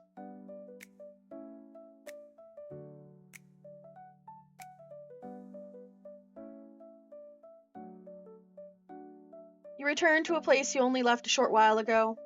The morning sun shines on the tinted windows and reflects the city. Who knows how many customers you'll have today, although it isn't too busy outside. As you walk inside, you only see 2 customers. Looks as if business is much slower than it was at this time yesterday. You look around and then you notice someone familiar. Xavier is cleaning some tables in the corner of the shop where nobody is sitting. You can tell he's been working hard because of how intense his focus on the task is. His dedication is admirable. It seems like he genuinely enjoys the task of cleaning. That says a lot about a person. They're dedicated, loyal, and trustworthy, at least in your opinion. You debate on whether or not to talk to him. Seems like he's really in the zone right now. Do we talk to him or do we let him vibe?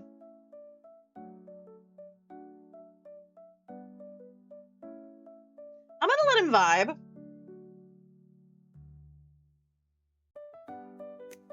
Like, I assume he's one of the many romance options, but I don't know if he's...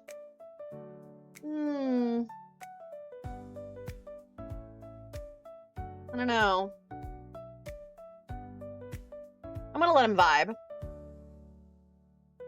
You choose to just let him relax and do what he loves. Looking at him from a distance has its own charm to it. You can see his muscles bulge through his flannel as he forcibly cleans the countertops.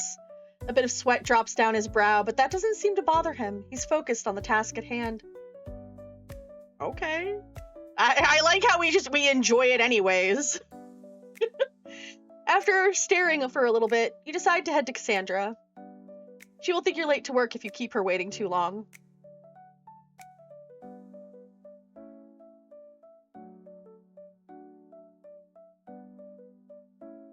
As you approach the staff room entrance behind the bar, you spot Cassandra walking out of it.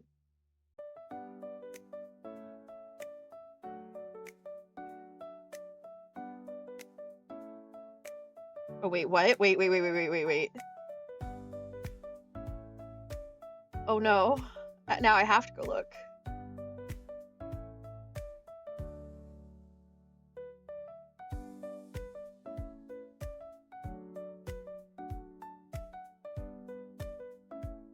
Oh my god! Oh my god!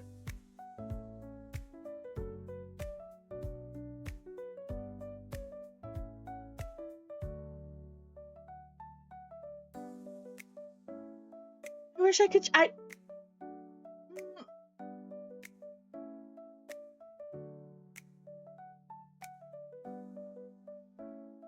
I am so excited about what I'm looking at on my screen right now. Oh my gosh.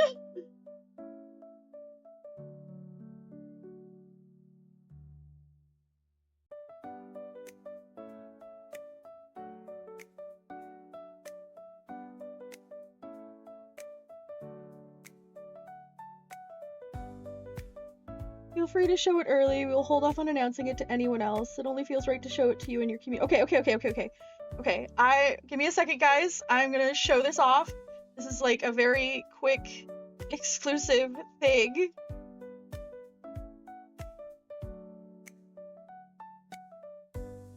me a second.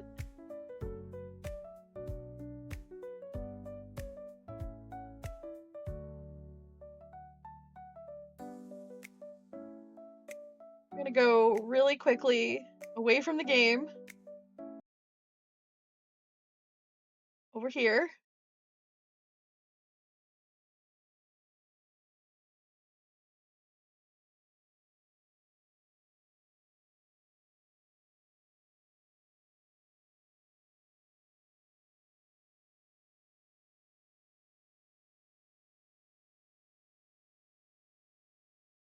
Oh my god, it's huge on my screen. Hold on. Stop.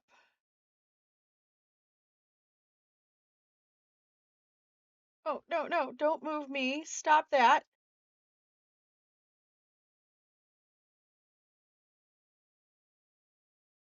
Okay, it's the glove. It's the glove that's not letting me use my mouse as quickly as I want to. There we go.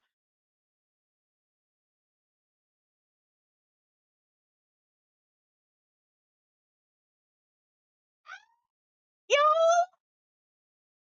This is gonna be merch.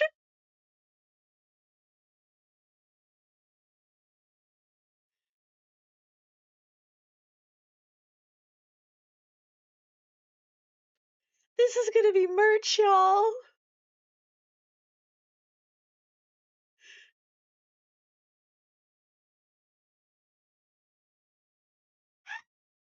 I'm so excited. Oh my goodness. Okay, alright. So yes, a very quick sneak peek there. Alright, back to the game.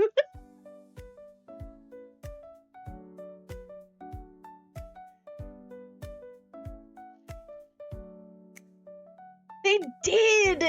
The artist did such a good job.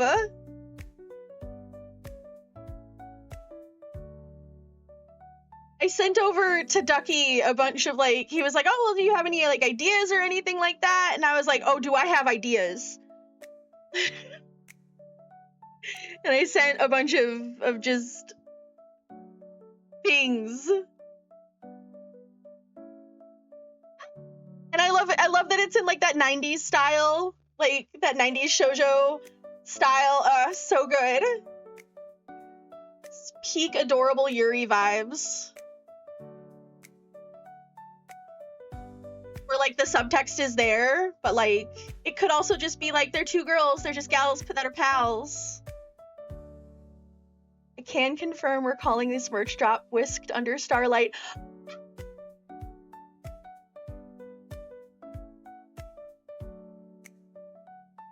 Such a good name! I am gonna spend so much money on my own merch.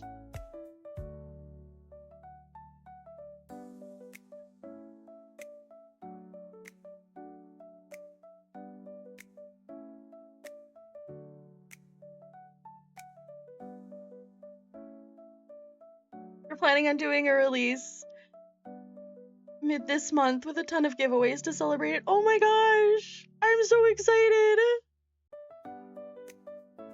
I am so excited!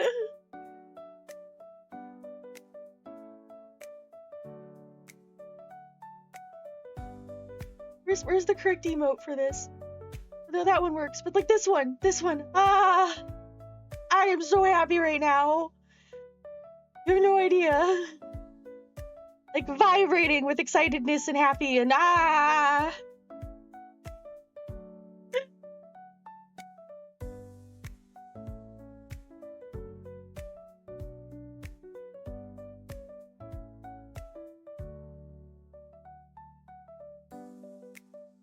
This is like the third bit of merch that I have, because I've got my merch with the Sakura Squad too.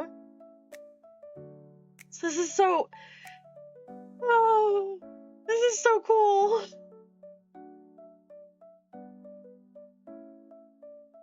Okay.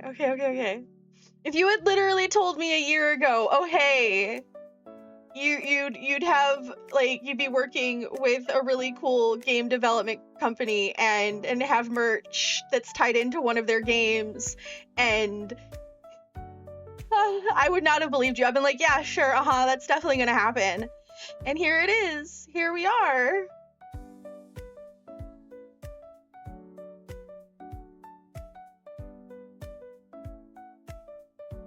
Oh my goodness. I need a second to just breathe.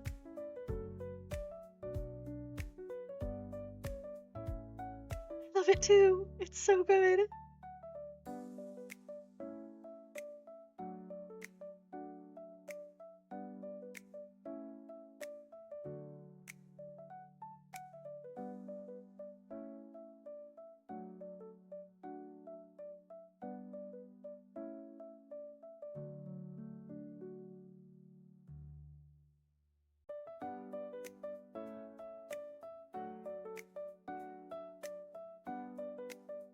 Okay, alright. Whew, we should get back to the game. Okay, thank you, Sherry. Thank you for letting me share that, Ducky. Thank you so much.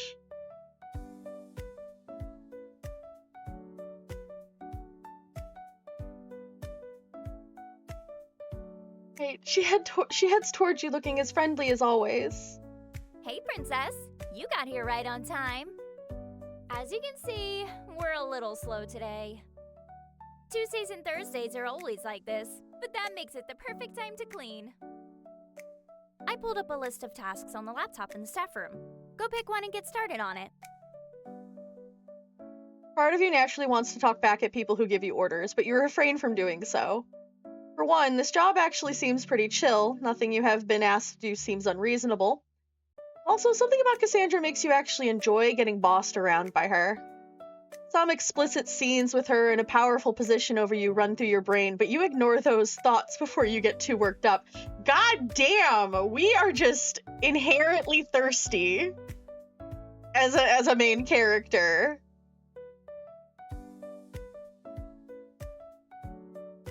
Cleaning tasks. Deep Clean the dishes, wipe the windows. Ah, no, wait.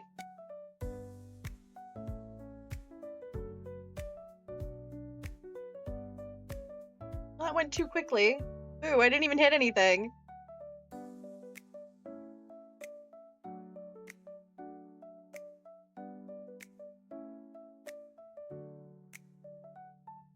Nope, nope, nope. Wait. No, no, no, no. I don't want stop.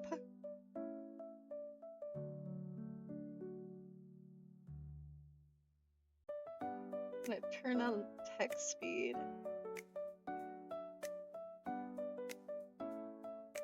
Alright. There's a note with 2 phone numbers attached to the side of the computer. These must be Cassandra and Xavier's phone numbers. You take it and put it inside of your bra for safekeeping. Alright, what tasks should I do today? Swipe down the windows. You walk outside and begin wiping down the windows. The summer morning feels nice on your skin. You slowly clean while people watching. Everyone is headed to work.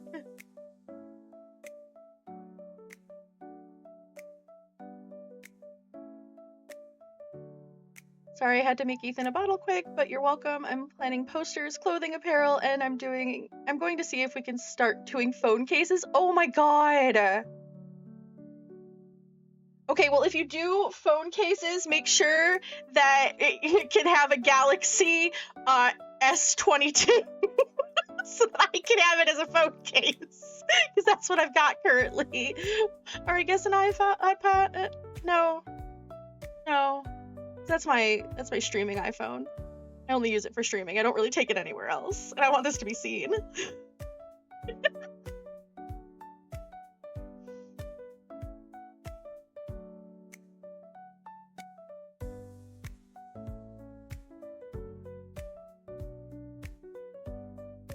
Very relaxing. It's okay, I have a 21. Galaxy will be good. Excellent, perfect. So many times I see like cute phone cases and it's like only iPhone, and I'm like, but why?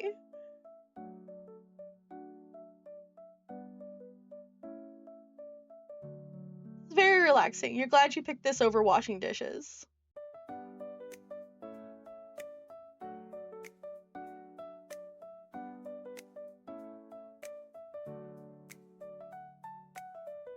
After cleaning all morning, you look around for Cassandra to ask what else you could do to help. You notice only one customer in the shop. It's even slower than it was this morning. The only employees still in the shop seem to be you and Cassandra, who was standing behind the counter. She notices you looking for her and walks over to talk to you. Thanks for cleaning today. You were a big help. You can leave now. This place isn't going to get any busier, so I can handle it alone for the rest of the day. Oh no, not the ad again. I'll let the ad run for the 90 seconds.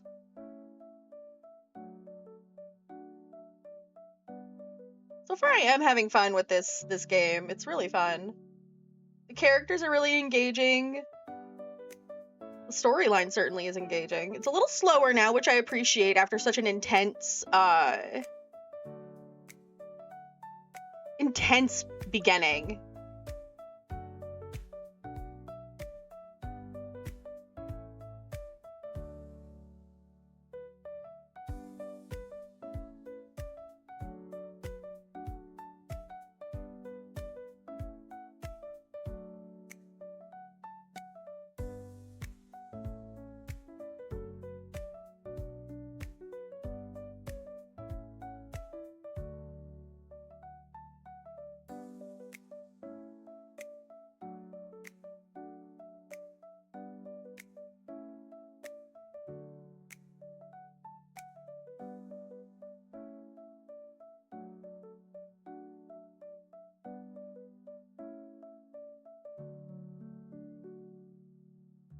It's okay, don't worry. Down the line, I'm planning to do a duo keychain where it's 2 magnet keychains that stick together. It'll be some chibi ones. I just need to get one more content creator collab worked on. An Aurora Isabella one is planned. Ah! I love that.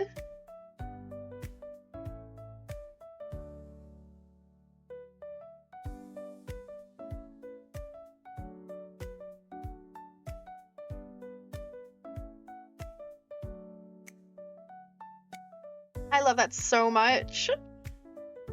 Oh, by the way, did you write down me and Xavier's phone numbers on the staff computer? Yes, I got them. I don't have a cell phone right now, but I can call from my landline at home if I need anything. Cosplay event where Isabella dresses up as Aurora Wet.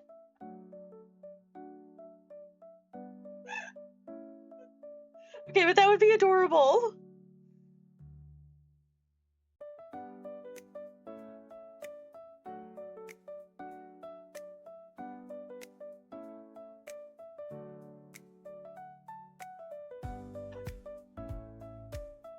The Halloween DLC. That's what I predict.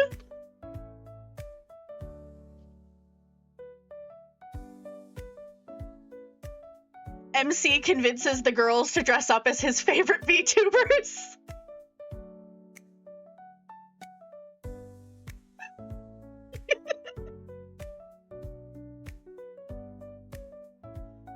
Right? Like, we've already established in Cooking Club canon that MC is a fan of VTubers, and so with MC clearly dressing up as Ducky.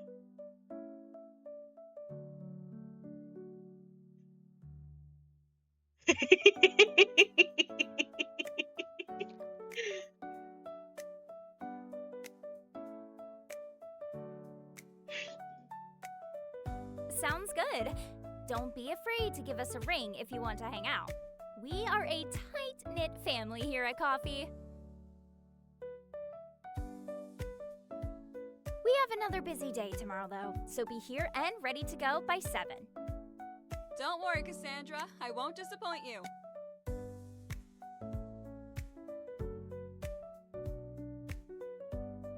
Actually, I think one of the girls are me. Let me look. Oh my god.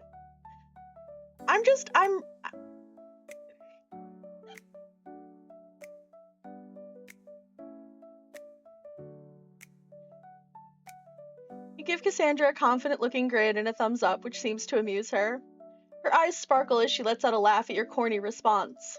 She seems to really enjoy talking to you, but it's hard to tell if she treats everyone this way or if she's being extra nice to you in particular.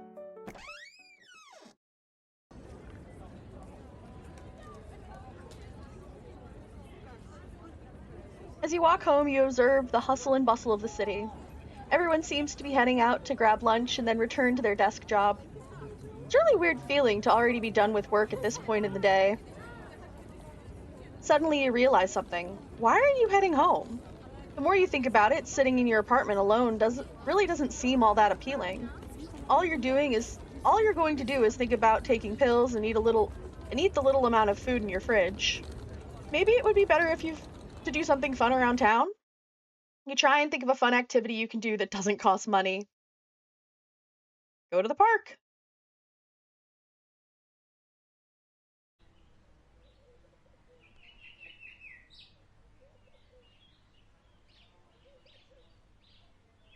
Can't give any context for these, but Akemi as Witchy, Rhea as Ravina, Isabella as Aurora, Evelyn as Ducky, Daisy as God damn it.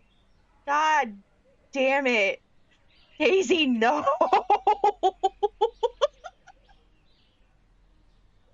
There was a theme, Daisy!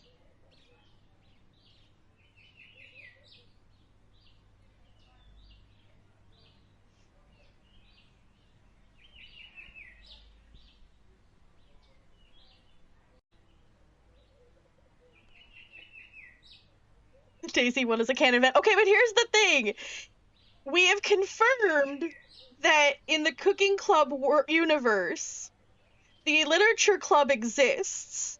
And as per the Isabella route, Isabella has had interactions with Yuri. So therefore, Sayori exists in this world. So does that mean that Daisy gets dressed up as a girl from their school? The canon implications are interesting. But I guess that's why it's a DLC. And doesn't necessarily have to be canon.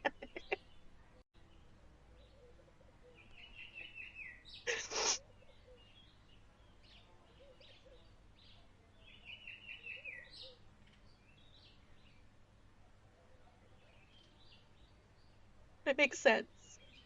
I mean, gotta wait for chapter. That's true. That's true. Don't read too much into it. Yeah, no, it's true. I read too much into a lot of things. That's how I end up coming up with like what stuff is going on. Because I just sit there and I ruminate and I think about it really, really, really, really hard. And then I'm like one chapter into a game and I'm like, oh, I can already predict some of this ending. But that's why the cooking club is so good, because I can't.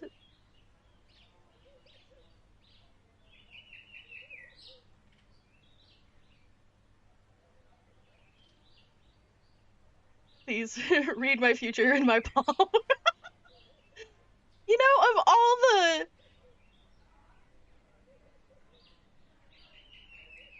I swear to God. I will be so cranky.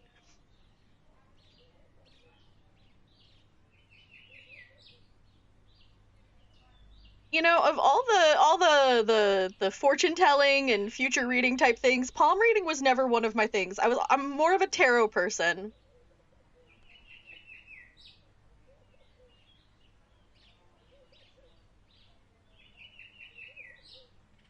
After walking to the park, you were entranced with the sounds of nature. Taking a seat at a bench, you decide to take it all in for a moment. The birds chat in the trees as kids play around in the grass fields. You feel the wind blowing in your hair, side to side as it switches directions. I plan to make Aurora hold my hand as foiled once more. Well, if you wanted me to hold your hand, you just had to ask.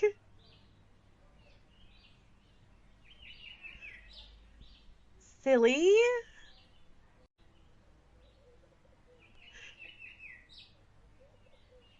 As you people watch, you see someone wave in your direction. You awkwardly turn around to see if they could be looking at someone behind you, but no one is nearby. They begin to approach you, and as they do, you begin to recognize them from your past. Princess! Wow, I never thought I would run into you here of all places. Do you still go by that name? I remember you getting mad when I called you your real name once. Yeah, I still prefer not to be called that. Princess is just fine. I'm sorry to ask this, but what was your name again? Oh, that's no problem. It's Jane. I wouldn't have expected you to remember that. We hardly knew each other back then. Her name begins to uncover some forgotten memories stored in the back of your head. You remember her from your high school. She was a grade above you and was in marching band and science club. Needless to say, she wasn't exactly Miss Popular. However, you remember her being well liked by her peers. Well, I actually just graduated from Virginia University. I got a job here as a junior environmental scientist. Damn, alright. I've only lived here for a month, but I've enjoyed it so far. What about you? I had no idea where you went after you dropped out. There were a lot of rumors. Yeah, I figured. Well, here I am. I wouldn't say I'm thriving by any means, but I'm surviving. Well, I can't imagine how hard it must have been to live on your own at only 16. You are very brave. Ooh, we're getting some backstory lore here. Even though you only spoke a couple of times before this, Jane seems to genuinely care about your well-being. This is hard for you to process. It's crazy to think about how different your lives have turned out. She could have easily just written you off and pretended she didn't know who you were, but she went out of her way to speak with you.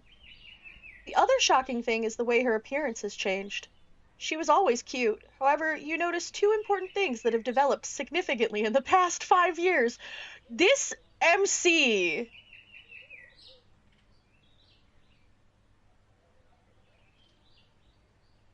Princess is just like, okay, but what if I found everybody hot?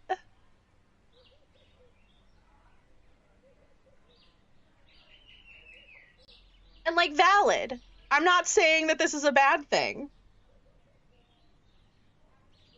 I'm sorry. I'm actually on the job right now, so I can't chat for much longer.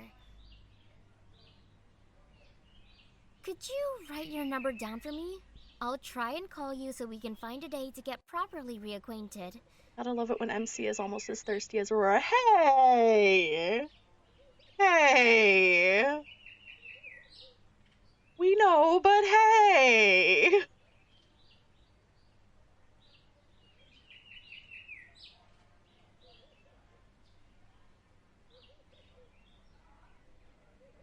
Sure, I don't have a cell phone right now, but I can give you my landline.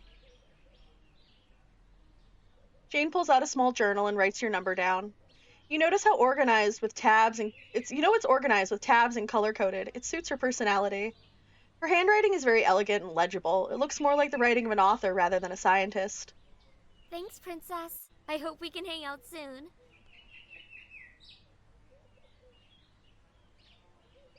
Cooking Club 2 is just going to be MC gooning over how the girls are just MILFs now and being as thirsty as MC here. Oh my god. Life sure is strange sometimes.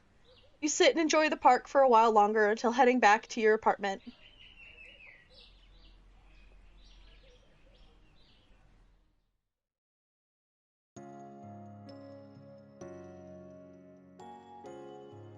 After getting home from catching up with Jane and relax for a while in your living room, you eat some leftovers from your fridge and ponder what you should do this evening. There's still a good amount of time until you usually go to bed, and you still have a fair amount of energy. I should give someone a call and see if they want to hang out. You consider your options, not that there are many. Many friends have come and gone throughout your years in the city. You exchanged numbers with Jane today, but you also don't want to call them this soon and seem desperate. Your best bet is to call Xavier or Cassandra. They said they would be down to hang sometime.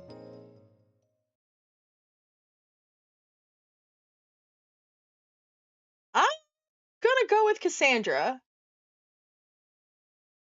Like, Xavier's cute and everything, but...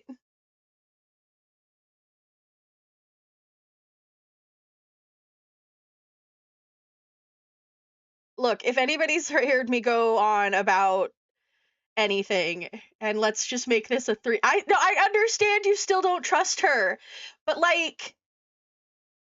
If we've established anything, I have a thing for blondes who might step on me. And Cassandra's giving that vibe.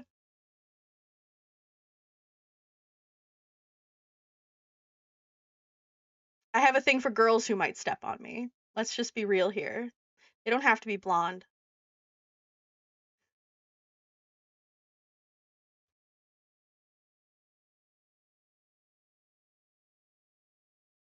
Okay, let's be real honest here. They don't have to be a girl either. Anyways.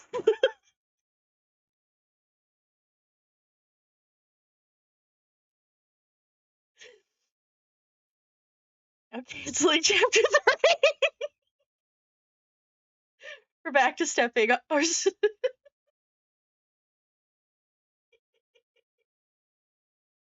I know.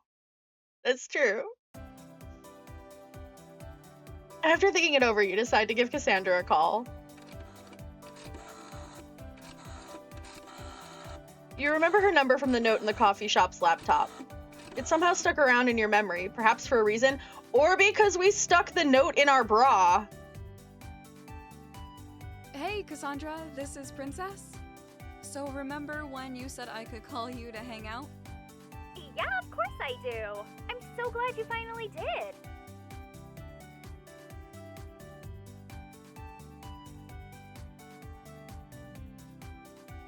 I think it's supposed to be an AC vent.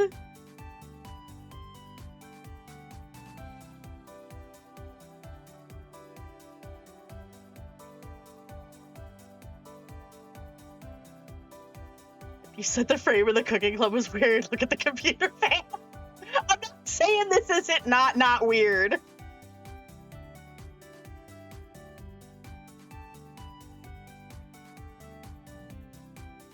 Stock images, yo. Stock images.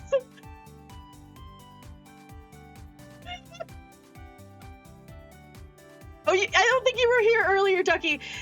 When you first go into the apartment, it's like, oh, you know, I kind of like how this is like normal and there's not really any like decorations on the walls. And I'm like, yeah, also, if the MC doesn't have to decorate it, that means the game developer doesn't have to not use stock images, and it makes it much easier for them.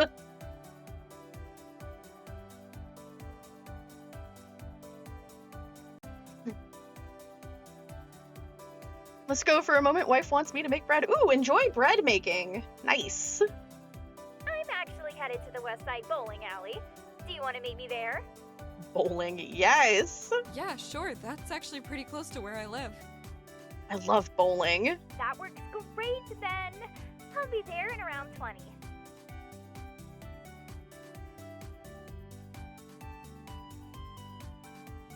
It's been a while since you've gone bowling, but you remember being better than you expected. Bowling alley is only a 10-minute walk from here, so you have some time to relax. It would be better for her to get there first. You don't have enough money to pay for a whole lane yourself.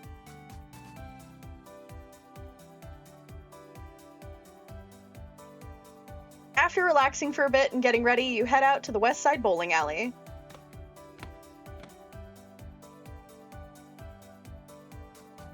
You walk through some side streets to take the shortest route to the bowling alley. It hurts your soul to see the nice neighborhoods with happy families living lives of luxury.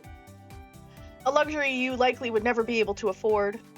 Perhaps you're being too nihilistic about the future. There is still time to turn your life around.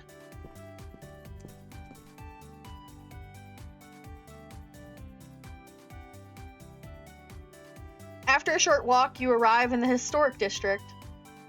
A lot of nightlife activities that existed in Jefferson City happened here. Not that there were all that many. It's one of the few areas that has bars, clubs, and some late-night food places. Oh, and a bowling alley, although this is the first time you've ever visited it.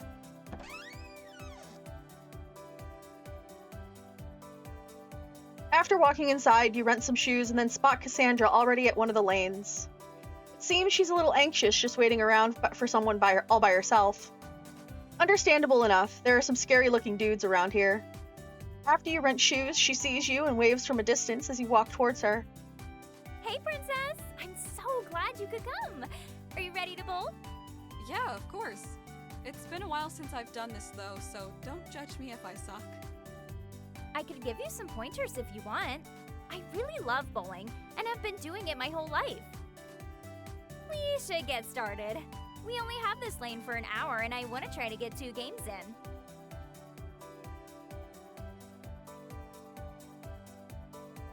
You take a seat and Cassandra takes her turn first. She takes out her own bowling ball with a custom design from a bag she brought. She approaches the lane, she has a fiery look in her eyes. Her windup is massive as she catapults herself towards the pin, stopping right before the line. The pins were absolutely obliterated as the word strike appears on the TV with a goofy animation.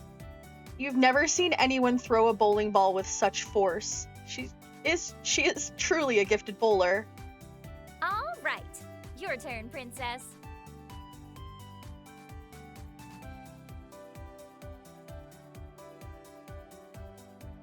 You pay for the lane length. The only one I go to is per game. It depends on the bowling alley.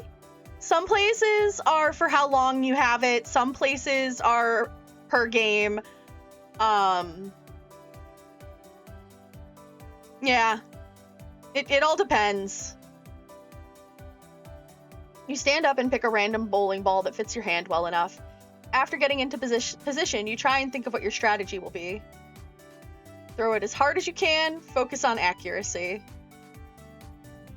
Okay, alright. I'm gonna be a weird nerd about bowling for a second.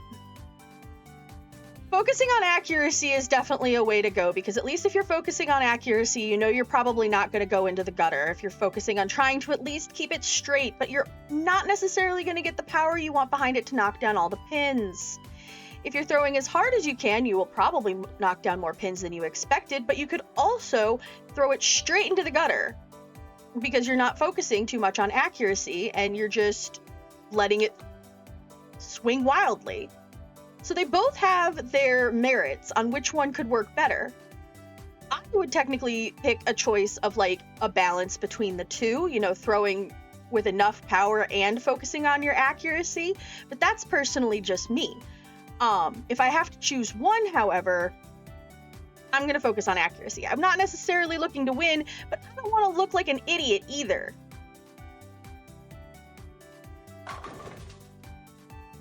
You know better than to try and match Cassandra's speed, so you focus on throwing it straight. Surprisingly, you were able to knock over all of the pins except for one. See? You focus hard on it and are able to knock it over on your second attempt. Another goofy animation pops up on the TV with the word spare displayed. Great job. And now you've all Spare on the learned first something frame about... After not playing for a long time is really impressive. See? See? And now you've all learned something today about bowling. From somebody who bowled a lot as a kid. Now I want to go bowling. Damn it.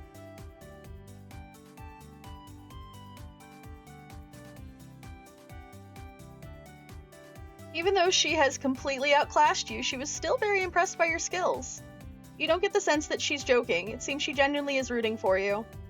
She could have easily scoffed at your inferior skills, but instead, she's super kind and encouraging. All right, guess it's my turn again. Wish me luck. Go get him, Tiger.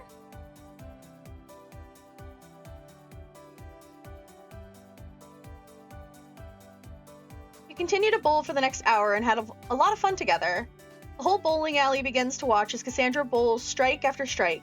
Everyone is left in awe. It puts a lot of pressure on you, but you were still able to put up a respectable 140 points. Cassandra ends up scoring an astonishing 275 points, almost twice what you got. Aw, man. Looks like we don't have time for another game.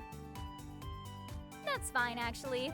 To be honest, that was one of my best scores ever. I think we should celebrate instead. You're really keen on being educational this stream, huh? I'm a little bit. Sometimes when I have the knowledge, I like to be educational, or when I don't know something that's in a game, I also like to be I like to educate myself so that I know what I'm experiencing. So, yeah. I'm gonna go get some beers from the bar. Do you want some? I'll pay, of course.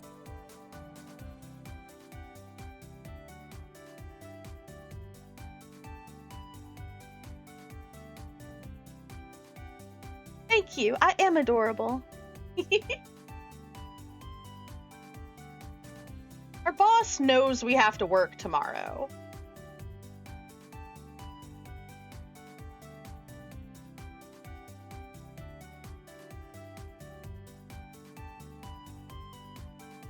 Okay, yeah, I did a little. But also, so Shy made a short about that. And of course, in like the first, I want to say 8 minutes of it being up, it already had like 800 views. And I'm just like, oh my god. What is going on? The comments on the chart. I haven't even looked yet. Shy.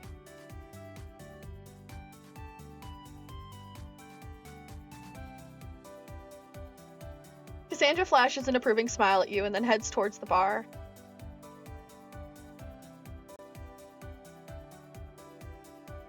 Cheers to another day being alive. You laugh at Cassandra's random one-liner, which shows you the state you were in. It's been a while since you've had a drink. It's been a while since you have drank a lot, and this is your third beer in less than an hour. The bar decides to give Cassandra her first drinks for free, and she decided that was a sign to kick her celebration up a notch. Since it was a weekday, and hardly anyone was left in the bowling alley this late at night, you kept sitting at your lane. I'm so glad you could come bowling with me, Princess. I haven't been in so long because I hate going alone. Back when I was in college, I had a group I used to go with. But once I dropped out, we all kind of went our separate ways. That sucks. I know a thing or two about losing friends myself.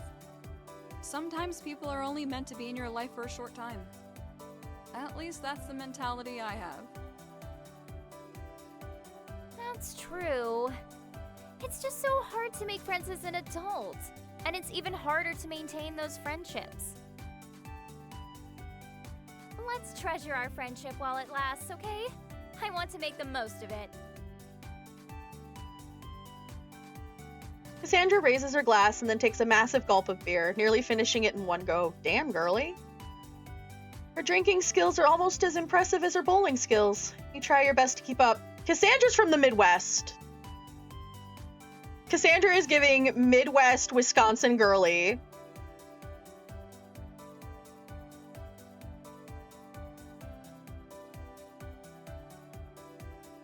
Bowling, drinking beer like it's water. I have this gut feeling.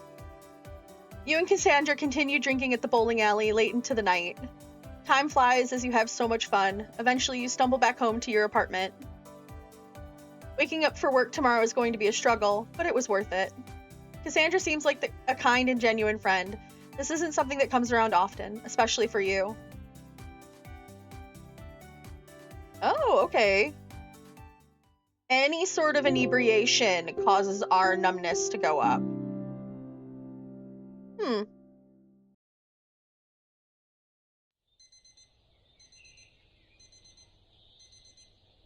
Oh, and we've completed chapter 1.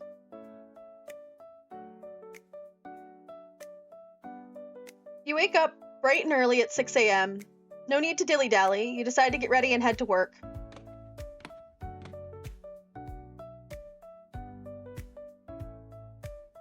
You enjoy walking through the city in the early morning. The usual busy streets have only a few early morning commuters. Shops are opening for business and preparing for the rush of people grabbing something on their way to work. It's like the calm before the storm. Oh. As you approach the door to coffee, you notice that it is not even opened yet. You did get here a bit early, but you did not expect to be the first one. As you think that, you hear someone walking towards you from the alleyway. Good morning, Princess. Good morning. Hope you weren't waiting out here too long. I was just taking care of some stuff in the back. Cassandra sleepily moves towards the metal door cover, pulling out a set of keys to unlock it. It seems she's not nearly as energetic when it's early in the morning. That's perfectly understandable, especially if she had to be here even earlier than you.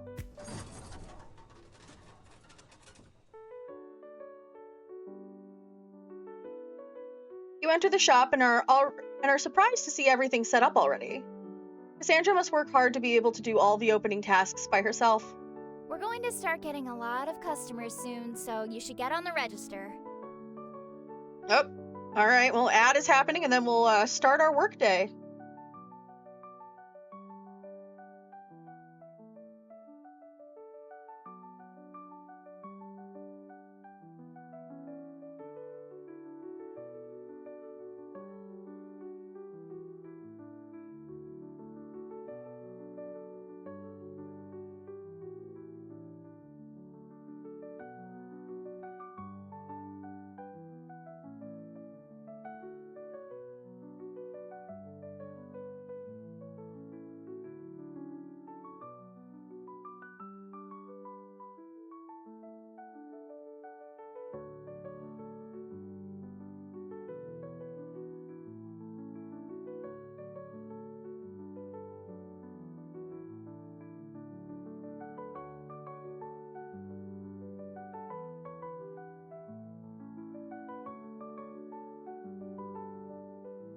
I'm really having fun with this. And now we are ending at 7, because I do have to have an appointment tomorrow that's pretty early, so I can't be up late tonight, unfortunately. So we got about 30 minutes. We'll get as far as we can in this. I still have some other things to take care of. So I figure we'll probably finish this day and then go from there. Cassandra heads to the staff room as you head over to the cash register to prepare for the wave of customers. Just as you do that, you hear the entrance door open. All right, let's see what people we get now.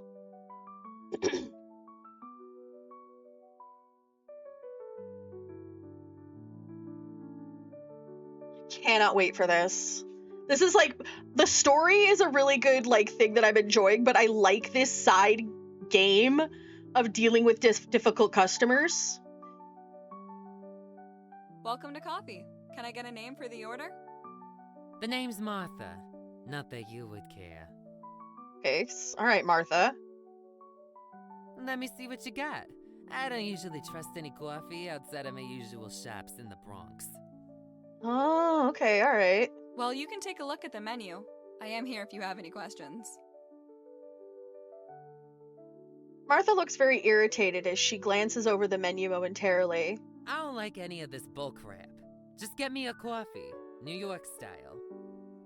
5 shots of espresso, hold the milk, and then give me some cream of whip on the side with some espresso beans that are also on the side. All right, so 5 shots of espresso, hold the milk, cream of whip on the side with some espresso beans that are also on the side.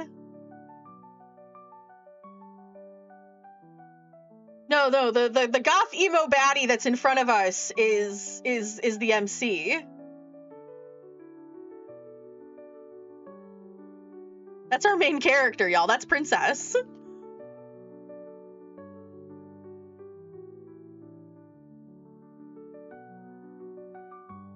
Oh, you were talking about the customer. Okay. So 5 shots of espresso, no milk, whipped cream, and espresso beans on the side. Actually, could I do whole milk? And actually, 5 seems like a lot. Let me just do 4. Okay, so 4 shots of espresso, add in the milk, whipped cream on the side, espresso beans on the side. Also, I decided I want the milk on the side as well. Actually, no milk, please. It only makes my stomach hurt. Okay, so 4 shots of espresso, no milk, whipped cream on the side, beans on the side.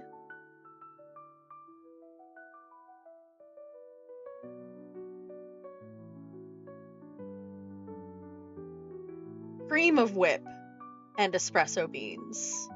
What is cream of whip? No milk, 4 shots of espresso. Thank you for your business. I'll get to making that coffee right away.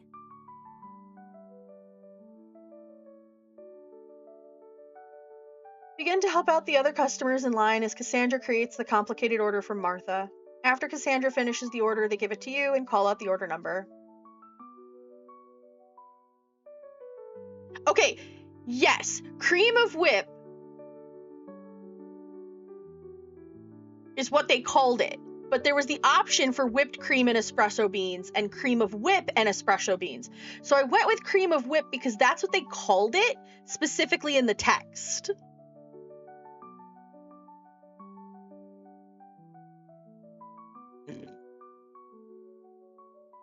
Damn it, all of you. Martha is ecstatic that you actually got their order right. They hand you a $5 bill and walks off with a smile on their face. You pocket it while Xavier and Cassandra aren't looking and continue assisting other customers. It could be whipping cream. Oh, that's true. Because there is a difference. Cream, like, okay, so like heavy cream. See, I would have called it heavy cream.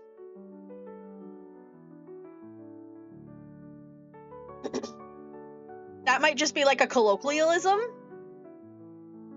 I think I said that word right. Colloquialism. Blah, blah, blah, blah, blah, blah.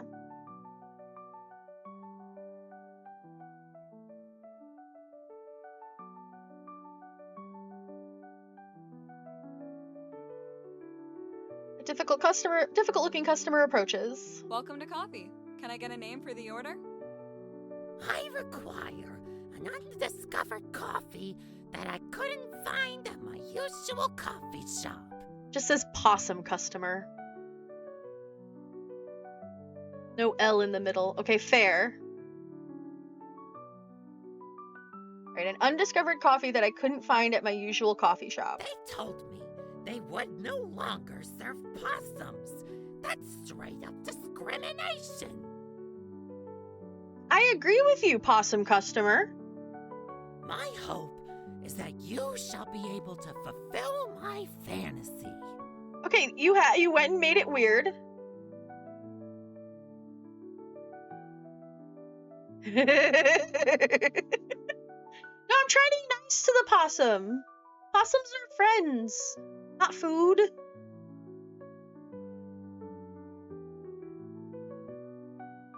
Well, you can take a look at the menu. I am here if you have any questions.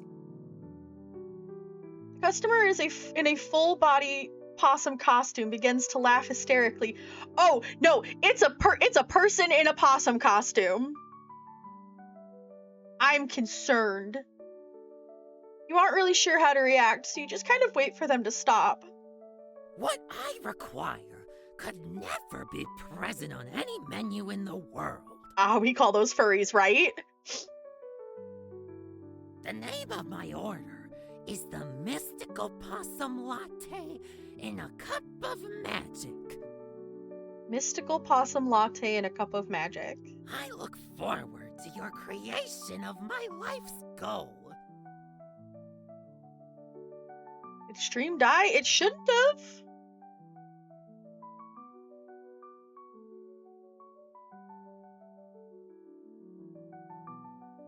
No, everything seems to be running okay on me.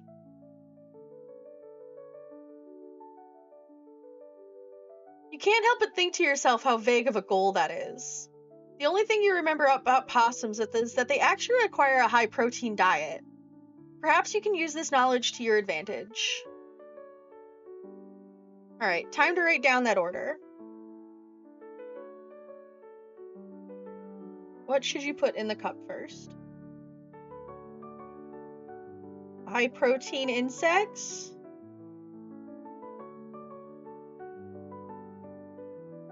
Fruits and nuts? And protein. All right. I'll have that coffee ready for you shortly. This is a weird coffee shop if I could write that order down and my coworkers are like, yeah, this checks out, and just makes it. I love ordering some bird scat, right?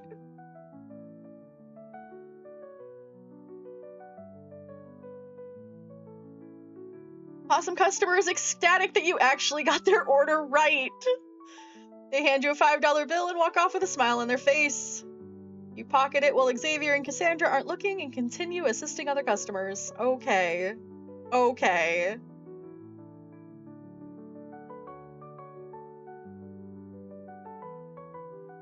A difficult-looking customer approaches. Welcome to coffee. Can I get a name for the order? When looking outside of the window earlier, you notice this lady in a fancy car pulling into a disabled parking spot. No, this bitch is gonna be named Karen, and I can feel it in my bones. Oh, this is gonna hurt.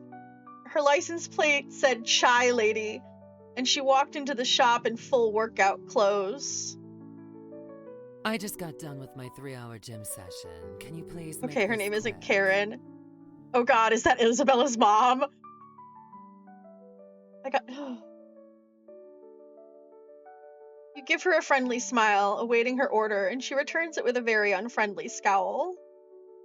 Give me a chai latte with organic chai and 2 scoops of masala tea powder. Okay, chai latte, organic chai, 2 scoops of masala tea powder. Add in 2 shakes of cinnamon, stirred with pasture-raised organic whole milk. 2 shakes of cinnamon, pasture-raised organic whole milk.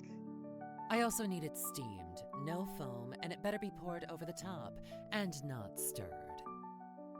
Also, you have to make it in my stainless steel cup. Here it is.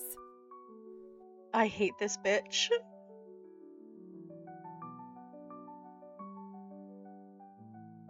I can hear the Botox. feel bad for whoever makes this, because they will surely burn their hands making the drink in this cup. Not even to mention how overly complicated it is. Why are you just staring? Hurry up and make my coffee, you filthy low-classer. Okay, remember how earlier I said I wanted to spit in Greg's coffee? I kind of want to spit in her coffee. Chai, I'm sorry. Her chai latte. She wouldn't even notice it on top of the foam. I'm just saying. This is why I'm just saying if you make it completely wrong, it's only $5. Right? If I just fuck it up on principle. She called me a filthy low-classer. Like...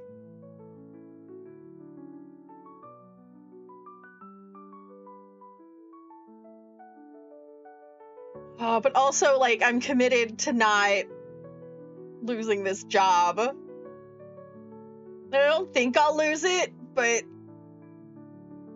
I don't know.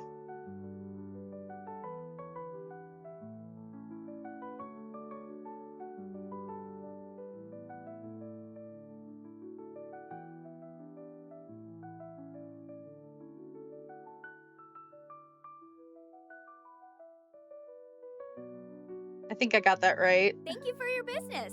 I'll get to making that coffee right away.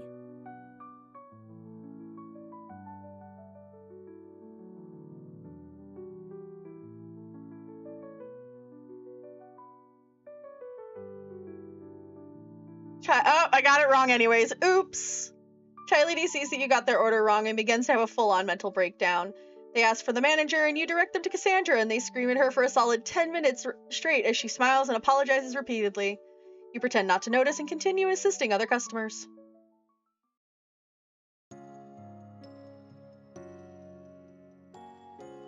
As the rush of customer finally ends, you take a look around. Looks like it's already evening again. The nice part of working a busy shift is that time goes by incredibly fast. The bad part is that you're completely exhausted. After finishing up your closing tasks, you say goodbye to Cassandra and Xavier and head home.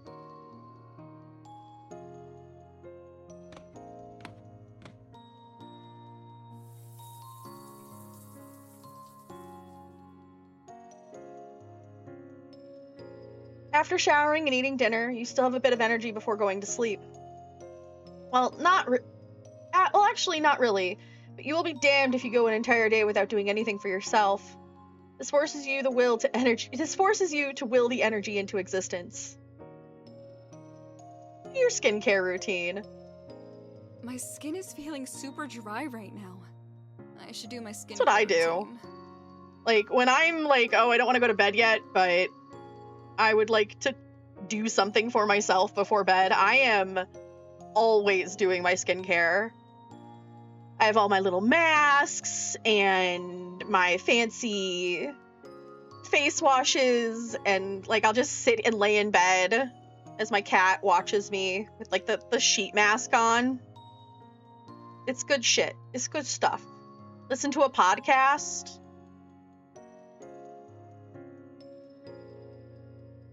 You take your products and lotion out of the bathroom and begin to lather yourself. Moisturizing your skin helps you feel like a whole new person. All of the negativity is covered up and rejuvenated by the various products on your skin. You fall asleep feeling clean, fresh, and relaxed. Exactly! True crime podcasts are always fantastic. I have been pretty obsessed with listening to Rotten Mango lately. She has some good stuff. And Coffee House Crime, also a good one.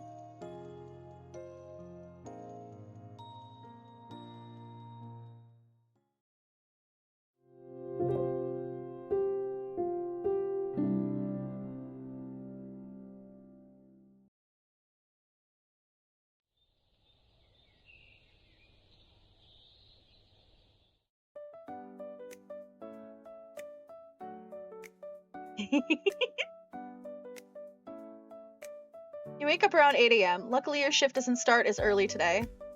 It's really nice to be able to wake up before your alarm goes off. After getting ready and eating a small breakfast, you head out to go to work.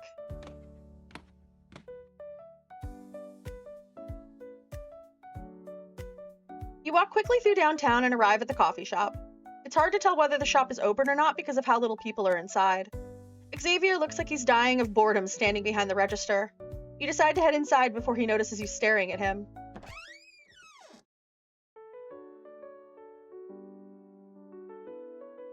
As you walk in, you say hello to Xavier and an old man slowly sipping his coffee in the corner. You look around only to notice that he's the only customer in the shop right now. With Xavier at the register, you decide to go in the staff lounge and see if there are any tasks that need to be done.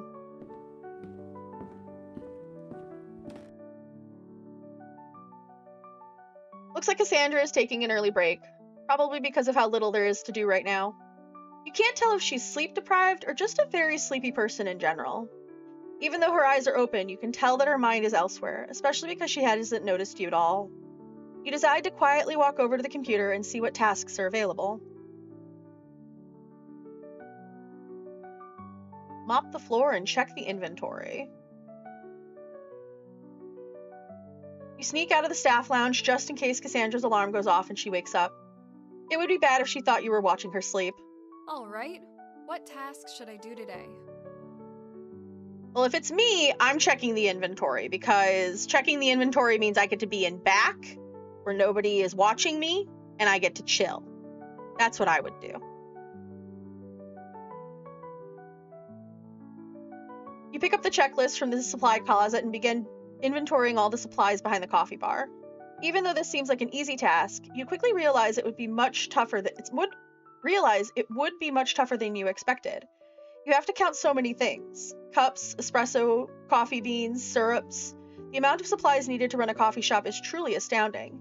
You're able to finish the inventory eventually, but you develop a headache in the process. Oh no. Well, that's fine. It only went up a little.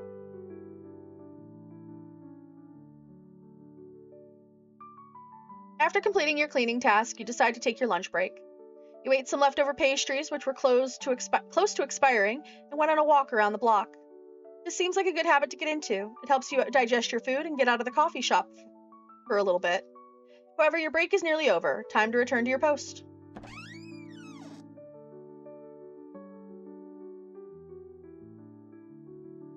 Looks like nothing much has changed. The shop still seems to be slow on business. You look around and do not see Cassandra anywhere. She must still be working on some stuff in the staff room. That may be giving her too much credit. She's probably just nodding off while pretending to look busy. Hey, Princess. Cassandra told me that you can leave now. I'm going to leave soon myself, but I still have a few things to take care of. Well then, guess I should head home. See you tomorrow. Looking forward to it. Have a good rest of your day.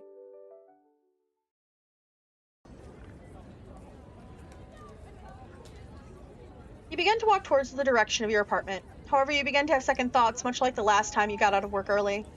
You already visited the park. Perhaps you should take a walk around the city. Now seems like a good if time as any.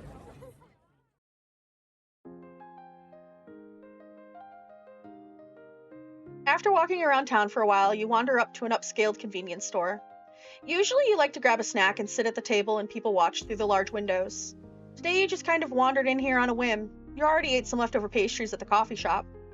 It's been a while since you've been here, though. The only reason you came here before was because it was close to your previous job. As you walk up and down the aisles looking for some new items they have, you notice something. A man is looking at you through the corner of his eye. Once he sees you notice this, he begins to approach. What's a fine lady like you doing here all by yourself? That's your opening line, sir? In a convenience store?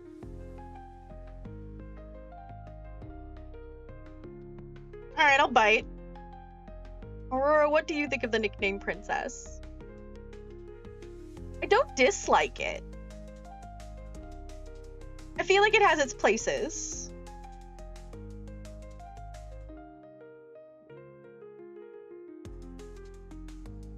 Have been called it in my past. Usually when I'm being a little shit.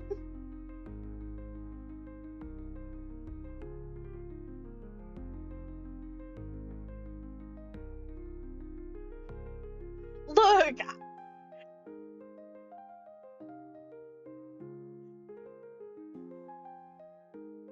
I'm a simple creature.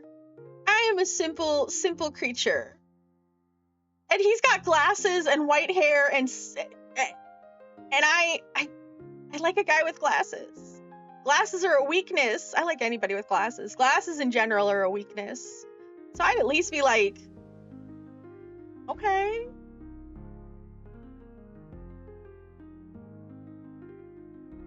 Like, if he keeps being cheesy as fuck, I don't know.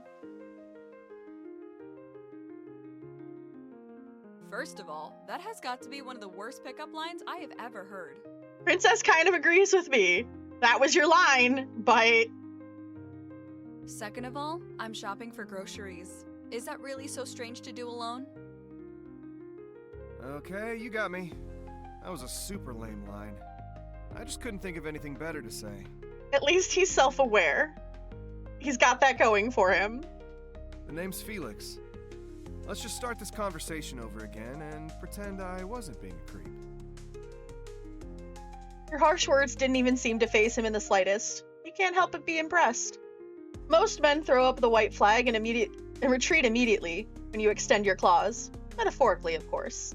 However, he's different, which means he's either a complete bonehead or his confidence is just on another level.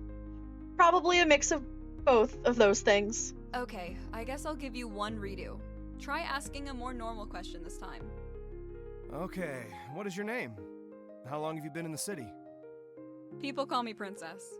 I ran away from home when I was 16 and moved here. So I guess I've been here for 5 years now? Time started flying as soon as I left my hometown. Probably just because I've been focused on making it to tomorrow. Oh, wow. I actually had a pretty similar experience. Okay, just giving our life story in the middle of the 7-Eleven. My folks kicked me out at 17. I worked a bunch of odd jobs until I got my current gig as a bartender. I haven't talked to him ever since. Is it the same way with you?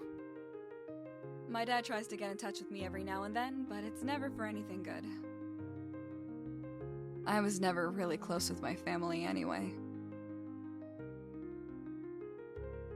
You and Felix stand in silence, reflecting upon your pasts. Although your initial judgment of him was that he was just another creepy dude, it seems that there's a lot more to him. He's very handsome and confident, but on the inside, he's probably hurting just as bad as you are.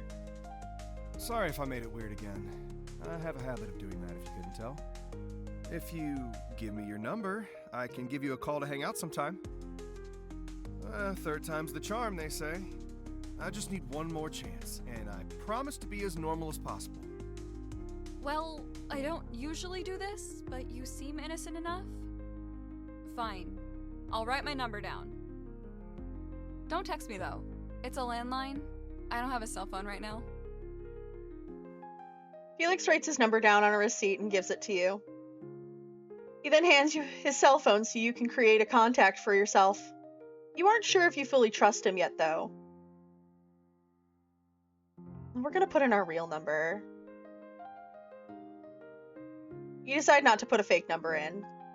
Your instincts tell you that he's actually a good guy. He just seems to be horrible at first impressions.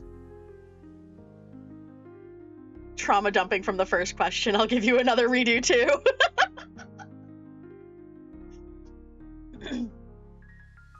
Thanks. I promise you won't regret this. I better not. Unless he's like a secret serial killer. And then, like, I still won't regret it. But I'll be like, that was on me. Overjoyed, he flashes you a smile and then prances out of the store like a schoolgirl. You can't help but be flattered at how happy he was to get your phone number. Only time will tell what his intentions are with you are, but he seems much different than the usual creeps who hit on you. It wouldn't be fair if you didn't didn't at least give him a chance. After walking around for a bit longer and people watching out of the window, you decide to head back to your apartment.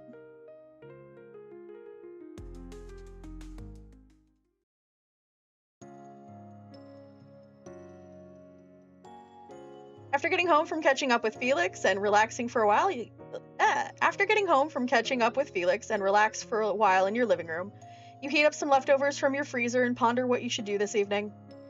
As you do, you think about visiting one of your friends. I should give someone a call and see if they want to hang out. Who would you like to hang out with? Oh, let's go with Xavier this time. After thinking it over, you decide to give Xavier a call. You remember his number from the note in the coffee shop's laptop. Somehow it stuck around in your memory, perhaps for a reason? Hey, it's me. I was wondering if you were available tonight to hang out. Princess? I was hoping you would call. Yeah, let's hang. Here, write down this address. You can come game with me in my dorm if you want. That sounds fun, actually. I'll get ready and head over.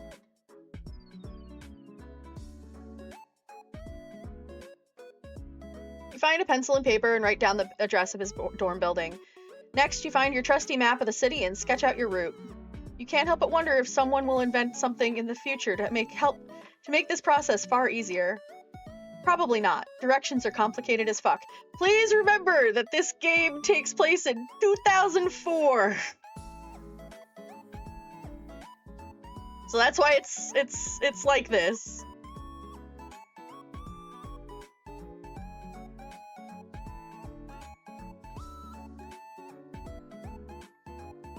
After relaxing for a bit and getting ready, you head out to the University of Jefferson.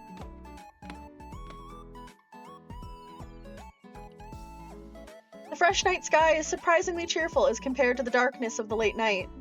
Light bounces around the street as the moon shines down. You can't help but feel cheerful as you stride through the city.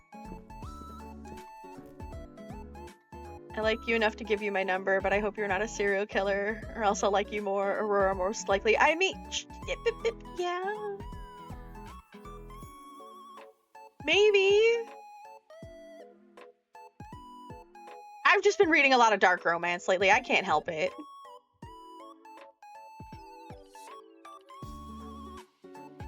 After getting a little lost walking around campus, you eventually make it to the Northwest dorm building. Who would have thought it would be in the southeastern part of campus? Must be a traditionally American thing. Naming shit even if it makes no sense and being like, deal with it. After pondering what it means to be a citizen of a flawed country. No! God damn!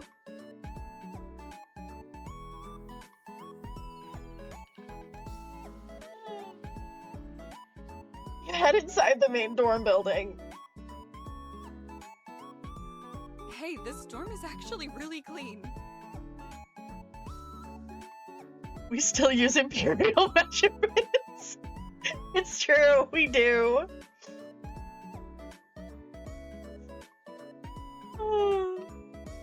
We'll let the ad run.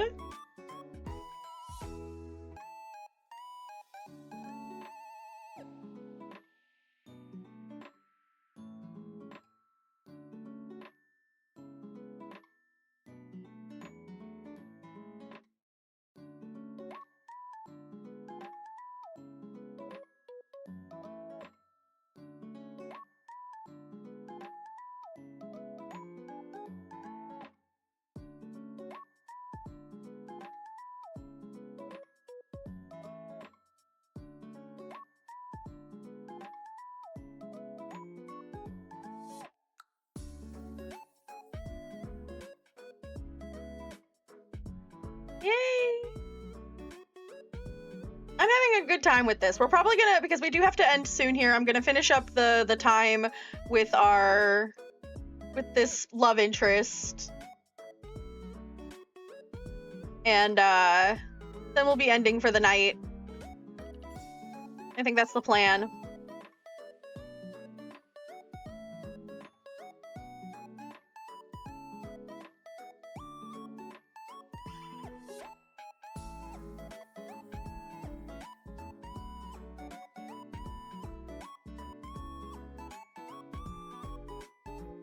Welcome back, everybody! As you walk into Xavier's dorm room, you can't help but be shocked at how well maintained it is. Boys in college usually have disgusting dorm rooms. If you're lucky, they'll wash their bed sheets once a year. But this one is the cleanest you've ever seen by far. Well, I don't just clean at coffee, you know? It's like therapy to me. Whenever I start thinking about the future too much, or how I'm gonna afford tuition here, I clean. It helps take my mind off things. What about you? Didn't mean to cut off his... I feel like telling him that I party and pop pills is not the way to go.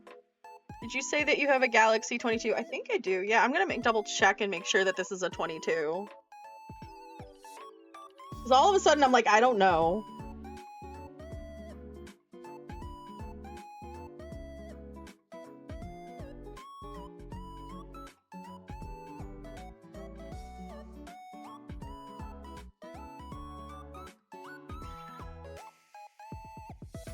Yeah, S20, Galaxy S22, just the regular 22.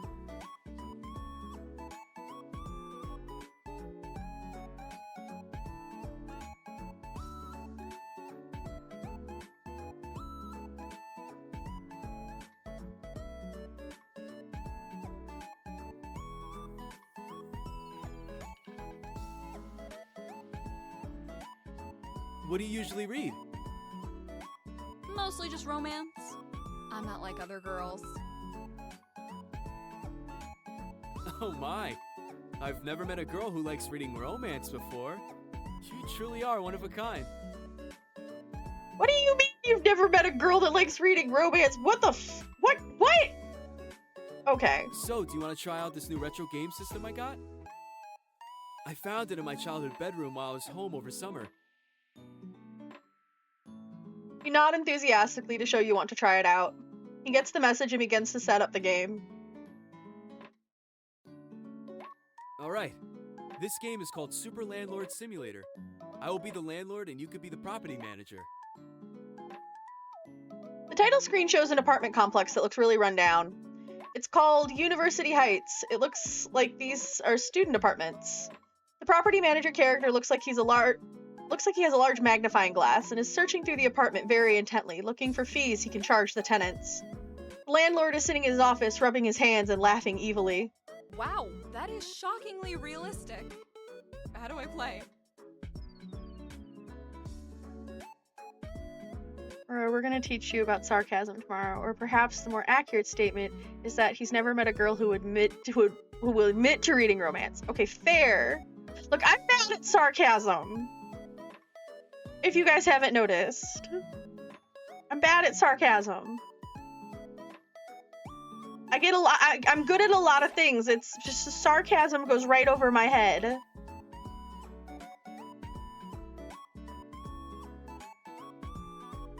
It will give you a tutorial once I press start. Speaking of, let's get started. The game shows you the ropes with a brief screen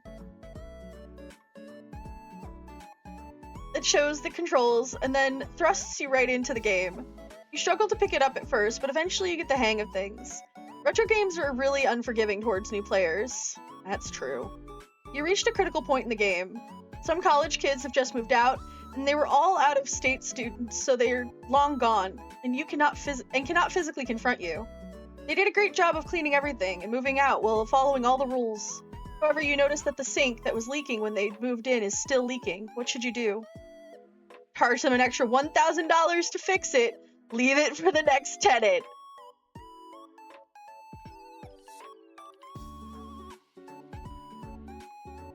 Oh my god, this physically hurts. This physically hurts to try and figure out.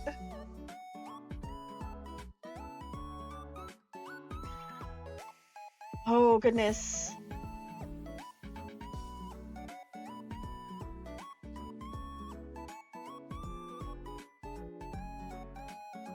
Oh, that is a little bit rough, looking at it.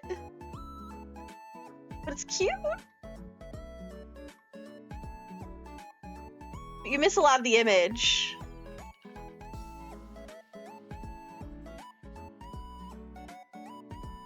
Alright. I'm gonna say they can't physically confront me, so we're gonna charge them the $1,000 because clearly it sounds like the point of the game is to get as much money as you can.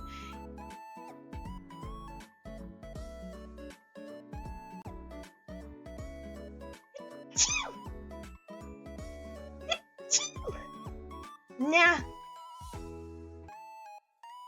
You call them and tell them you're charging them extra for it, and shockingly, they are very upset by this.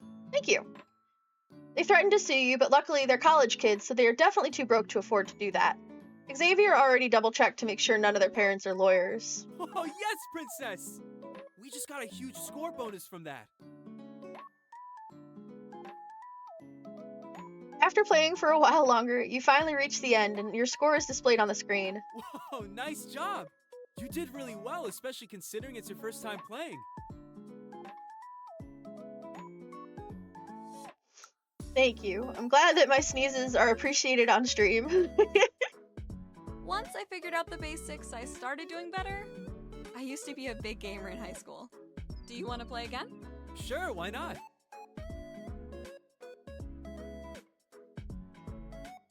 You and Xavier continue playing games late into the night. Time flies as you have so much fun, and you almost forget you have work tomorrow. After heading home to catch some last-second sleep, you think about your relationship with Xavier. So many exciting adventures await with him. It fills you with happiness.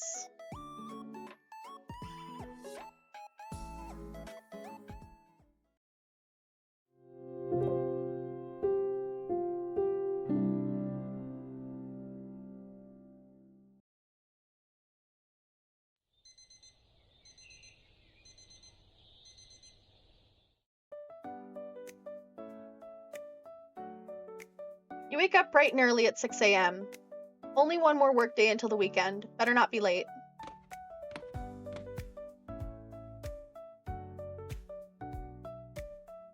As you approach the door to coffee, you realize you got here a little early again. It looks like you'll have to wait for a while for Cassandra to open up the metal door cover. Luckily, right when you think this, she approaches. Good morning, Princess. You aren't really in the talking mood, so you just nod in acknowledgement. It's clear neither of you are morning people, so you decide it's best to keep it real and not pretend to be energetic. Cassandra sorts through the keys on her key ring before finding the right one and unlocking the cover.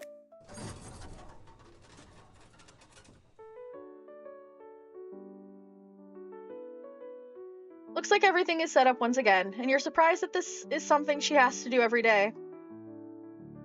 Cassandra heads to the staff room as you head over to the cash register, prepared for the wave of customers. Just as you do that, you hear the entrance door open. Oh, okay, one more round of customers. Difficult-looking customer approaches. Welcome to coffee. Can I get a name for the order? My name is Holly. I'm in a big hurry to get to a meeting, so can we please make this quick? Sure. Terry texted me his coffee order and asked me to pick it up. Let me see what he said. Holly pulls out her cell phone from a holster in her belt and flips it open. She begins to push buttons extremely slowly until she reaches the screen she wants. She opens her purse and begins to rummage around for her reading glasses. After a few minutes, she finally finds them and begins to read out the order. Okay, so Terry said he wants a chocolate lavender macchiato with 3 extra shots of espresso. Okay. Oh, wait. Actually, he texted me to also include the fact that he wants a caramel drizzle on the left side of the cup. Okay. Sorry, he just texted again and said that actually he doesn't want it on the left side of the cup or the top. You better make this right. He said he's going to tell my husband about our affair if I mess it up. Lady, if he's willing to rat you out for your affair, which you shouldn't be having in the first place, over a cup of coffee, I feel like you've chosen the wrong man to have an affair with. I'm just saying. Like, again, you shouldn't be having an affair in the first place, but if he's gonna rat you out about it over a cup of coffee...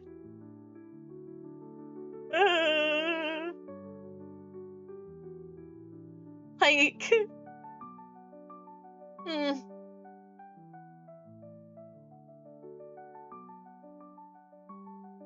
Alright. Chocolate lavender. 3 shots of espresso.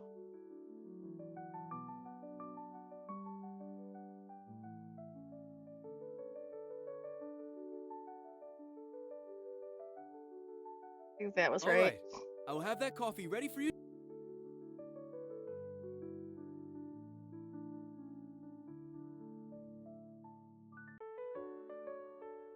Ollie is ecstatic that you actually got their order right.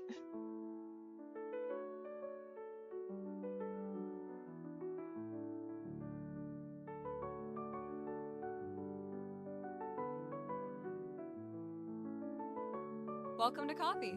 Can I get a name for the order? Thoughted? I drank like 471 briskies last night, so I'm hungover as fuck. Oh, this person's an experience. A delight. Just give me as much caffeine as possible. I don't care what drink it is. Kind of surprised, despite how problematic this customer looks, their order was shockingly simple. Just as you're about to begin writing the order down, he continues to speak. Okay, so I low-key need a date for my 5th and cuffs party tonight. Basically, you're gonna get handcuffed to me, and you have to drink a 5th to take them off. Bro, no. You aren't really sure what to say back to this dude. He's trying to make it sound really fun, but it sounds miserable and incredibly risky as a woman. Especially when that much alcohol is involved.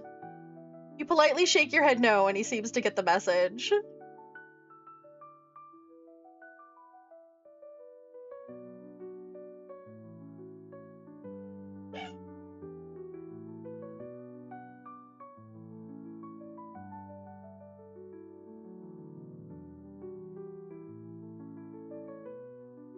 It did sound like Todd. It did.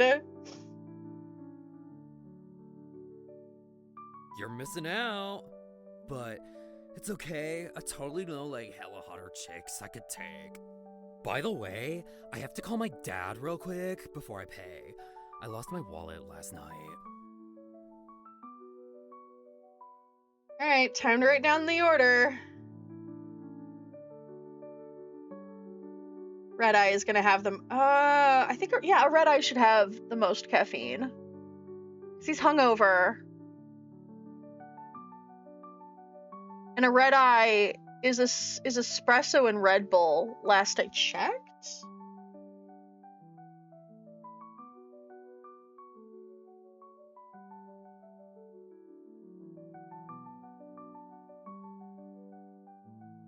Oh no, a Red Eye coffee is a coffee drink comprising of serving a full drip with an additional espresso shot. And that has about 130 ounces of caffeine to it.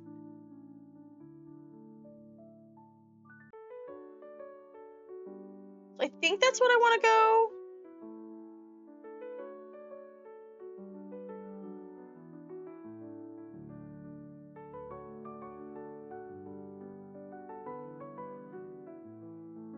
Right, 200, but a nitro cold brew has 230 milligrams of caffeine. Okay, no, the nitro cold brew is probably what I want to go with, because a red eye only has about 150 to 300 milligrams.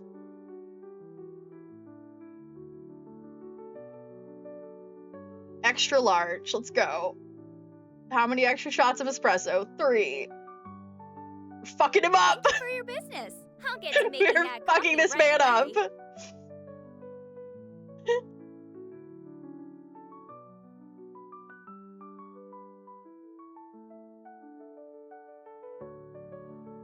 Frat Bro is ecstatic you actually got their order right. They hand you a $5 bill and walk off with a smile on their face. I'm pretty sure we just gave that guy enough caffeine to, like, kill a small horse. Welcome to coffee. Can I get a name for the order? A very strange woman stands in front of you with her eyes darting around everywhere. She has patches of hair falling out and seems to be mumbling to herself. The eyes are still watching me. The organization shows its face once again, it seems. How did he have a bill? He had no wallet. He oh, no! You aren't really sure what to say to that, so you just smile and wait for her to continue. Give me something that will get them off my tail. I must be small and conceal my presence. Alright, so small coffee. You know how it is with the birds in the air? They seek salvation through me. Yeah, lady. Yup. All shall be revealed once the government brigade is evaporated. Shy, no! My secrets must be protected through the potion you shall curate for me.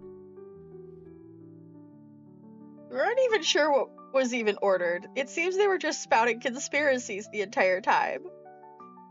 The only somewhat relevant information was... The only somewhat relevant information given was that their secrets need to be protected. Guess you'll just have to do your best and create a coffee that's an insane conspiracy enthusiast would enjoy. One more request. Make sure none of the ghosts surrounding you see the order. Oh no. Alright, time to write down that order. Secret. Small.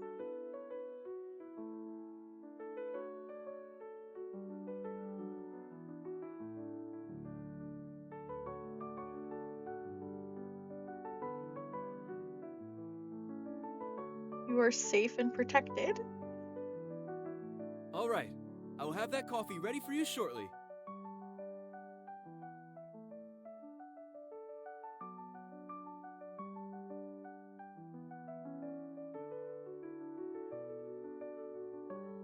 Oh my god, I actually got that order right!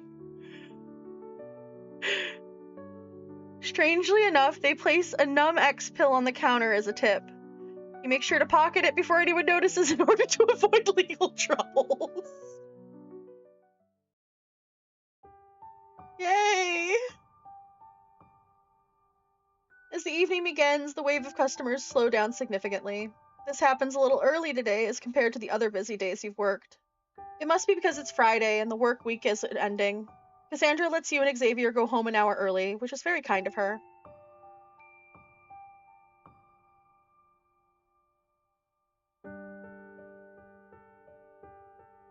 I think at this point I'd take the werewolf and the goddess. Yeah, that's fair. You thought about going to the rock show tonight, but this first week of work has been very draining. Once you get the hang of things more, it should be easier, but learning everything has been mentally exhausting. However, you do appreciate Cassandra's learn-by-doing attitude. It has allowed you to pick up everything quickly, even if it's just an excuse for being understaffed and nobody having time to train you properly. It's fair.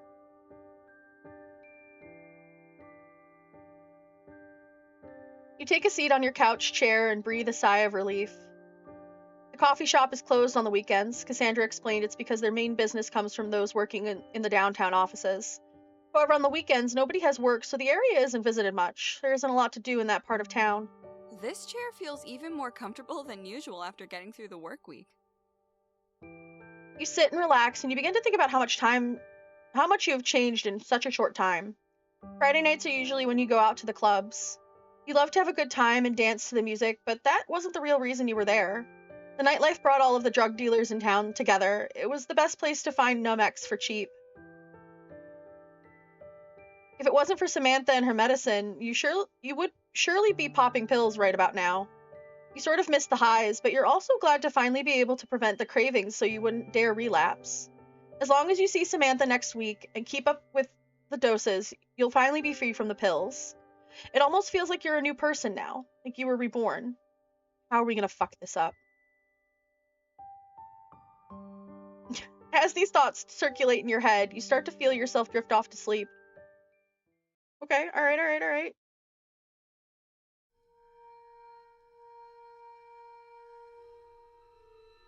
What the fuck? What the fuck? All of a sudden, you feel yourself begin to dream. You usually don't have lucid dreams, but your nap has caused you to do so. No matter how hard you try, you cannot move. It's almost as if you're chained down in this hellish place. The hallway in front of you looks like it leads to endless darkness. Just as you begin to cry out for help, something appears in front of you. Oh, not this motherfucker again. Hello, Princess.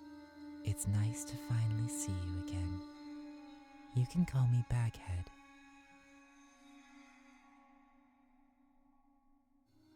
What do you want, you fucking creep? Asking the real questions. Hey, that hurts my feelings, you know. I'm only trying to help you. There's some important information that you need to know about this place. Fine, but make it quick. You wonder why, out of everyone, this strange person is the one who appears in your dream. Maybe you're still thinking about the forest incident in the back of your mind? This is the physical manifestation of the deepest part of your memories. In here, you store your memories of events you would have rather forgotten. Do not fret. You won't have to relive all of these painful moments. However, there is one you must remember. Why? When you're ready, take a look at the green terminal screen. Left with no other option, you take a deep breath and begin to stare at the strange-looking device. I don't like this.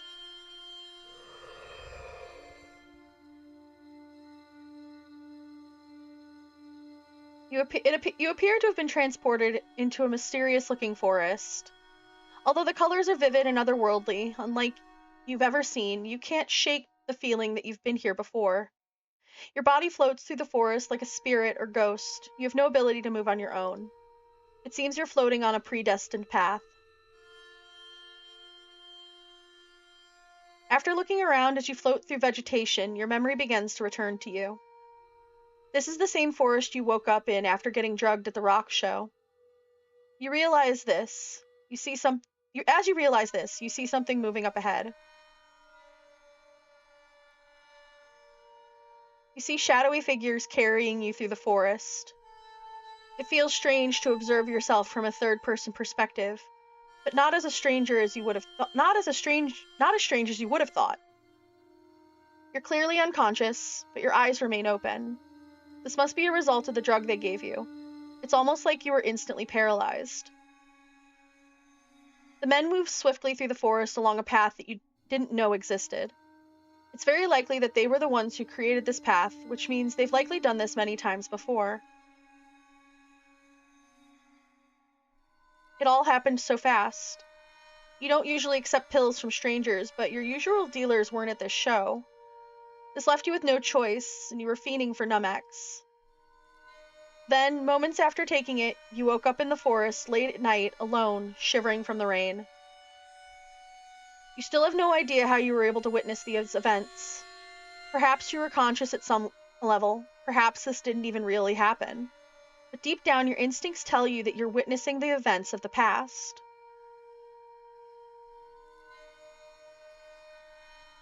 The men take a turn at a marked tree and walk to a familiar clearing in the woods. They set your body down, then gather around it.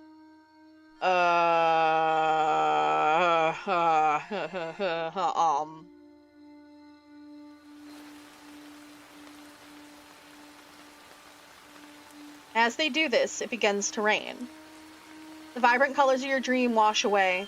Maybe it's because your memory becomes more clear from this point. You notice more details. Their faces, their behavior. It terrifies you to your core. One of the men laughs and throws an empty pill bottle at you, which smacks you in the face with force.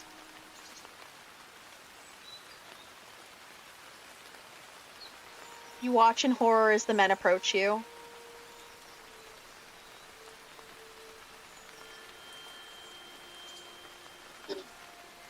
This is getting dark, guys. Just putting this out there. Ha ha ha. They begin to throw more things at you. One of them runs up and kicks you in the back. You're nothing but an object to them, a hunk of meat laying on the ground. The darkness inside of you clouds your vision during this moment. You look away, for it's far too painful for you to witness these events. Once the darkness fades, you find yourself lying there in the same spot as before. Men seem to have left you and taken your belongings, just like you had thought. You lie on the ground, beaten, broken, freezing cold, drugged, and unconscious. It seems the events were far too much for you to bear, and you seem to have blacked out from the trauma alone. Little did they know this would not be the end of you. You would not succumb to the elements. You would not let them leave you to die. They probably expected you to recover in time to escape hypothermia. They probably expected you not to recover in time to escape hypothermia, but you did. But for what purpose? You don't know, at least not yet. Okay, but can I kill them now? I've seen their faces. Can we find them? Because I mean, like, vigilante route. That's what I'm seeing. You suddenly wake up jolting out of bed with terror. Why me? Why did this have to happen to me?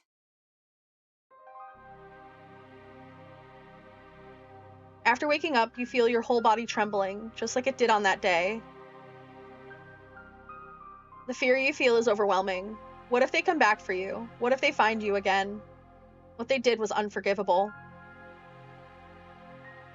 Reliving that was too painful, much too painful. It's almost as if your brain erased that experience from your memory. But now, after being confronted with the truth, it all starts to come back to you. Your body was completely paralyzed, but your mind was screaming in agony.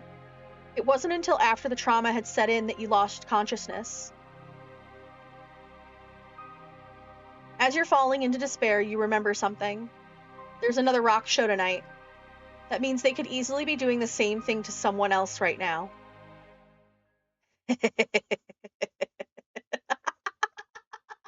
Oh no! All of a sudden, your mind goes blank. Your despair is washed away.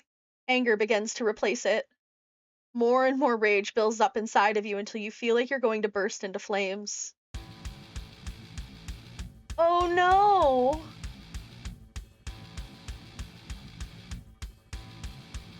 You feel your skin burning and rage flowing through your body, just like it had in your dream. However, now that you've transformed in real life, you realize it was not a dream after all. They're going to pay for what they've done. I'll make sure of it.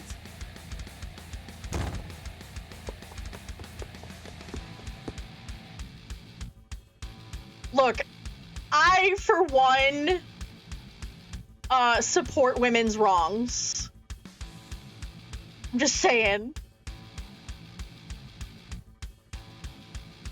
Anger overwhelms you as you sprint out of your apartment at superhuman speed. No, not the ad!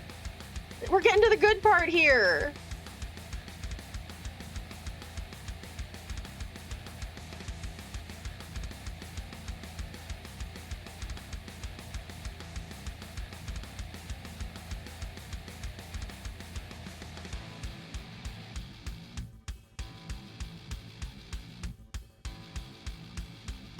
We'll wait for the ad.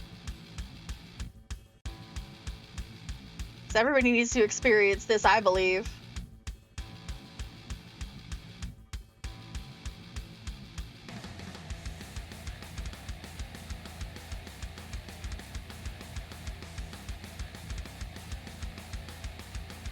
Yeah, we vibe with the music. It's good music.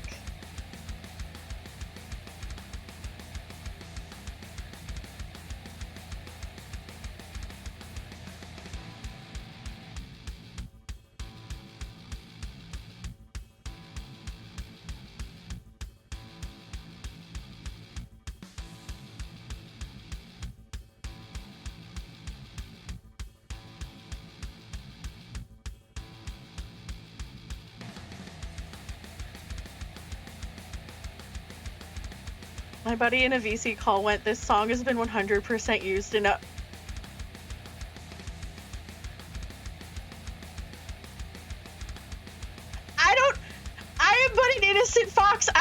what those letters mean.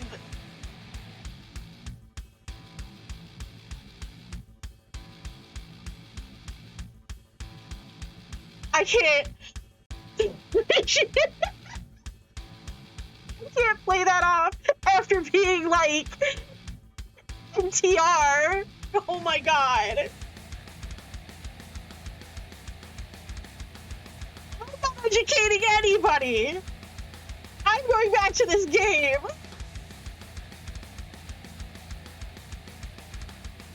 Anger overwhelms you as you sprint out of your apartment at superhuman speed.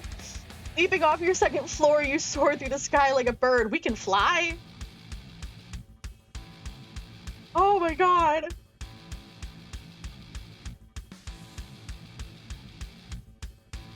I'm so angry because now I can't unhear it.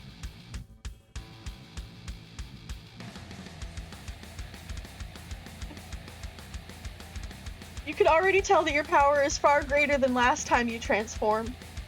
Your sights are set on one place and one place only, the forest.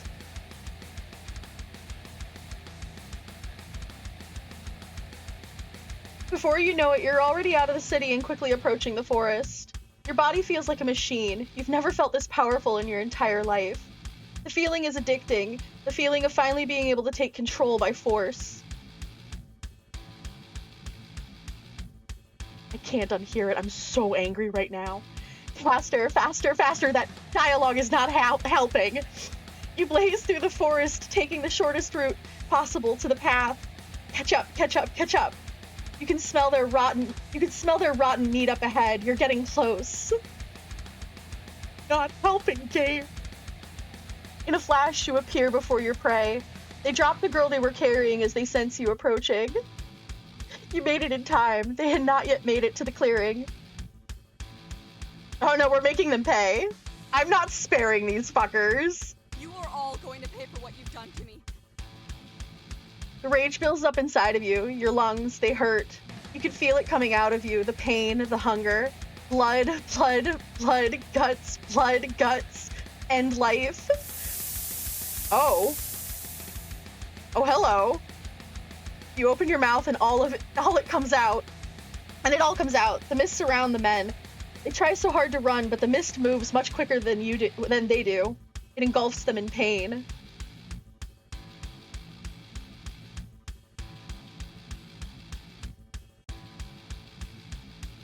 The mist burns them as if they were submerged in hot lava.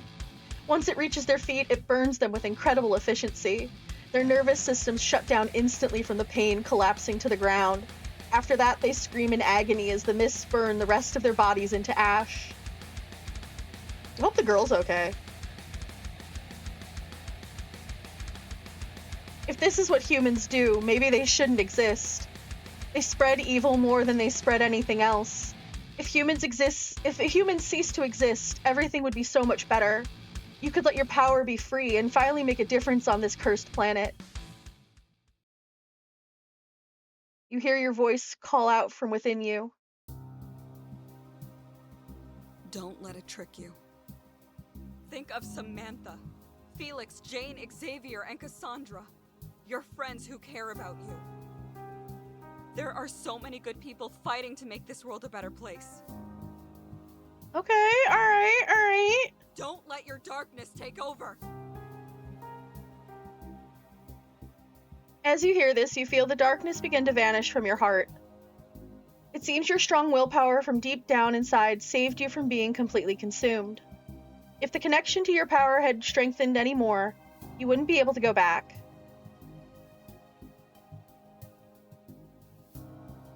Now back to your normal human form, you collapse on your knees. The realization of what you've done begins to hit you. Regardless if it was deserved or not, you just murdered 3 people in cold blood. I don't feel like it was cold blood. I'm just gonna say that right now. The paralyzed woman they dropped to the ground seems to be the only one you let survive. Okay, that's good. You're beyond exhausted. You cannot look at their remains any longer without feeling like you're going insane. You walk down the trail a bit further until you reach a familiar clearing in the woods. As you approach, you feel your body has reached its limit. Despite the mortality of what you have done, It's nice to know you can rest here peacefully. It's far from an ideal option, but it's the only one you're presented with.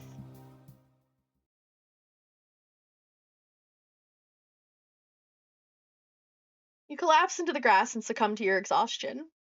You want to save? Yes.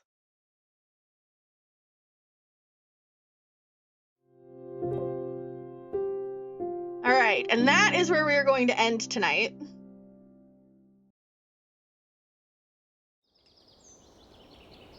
On that, fun little cliffhanger.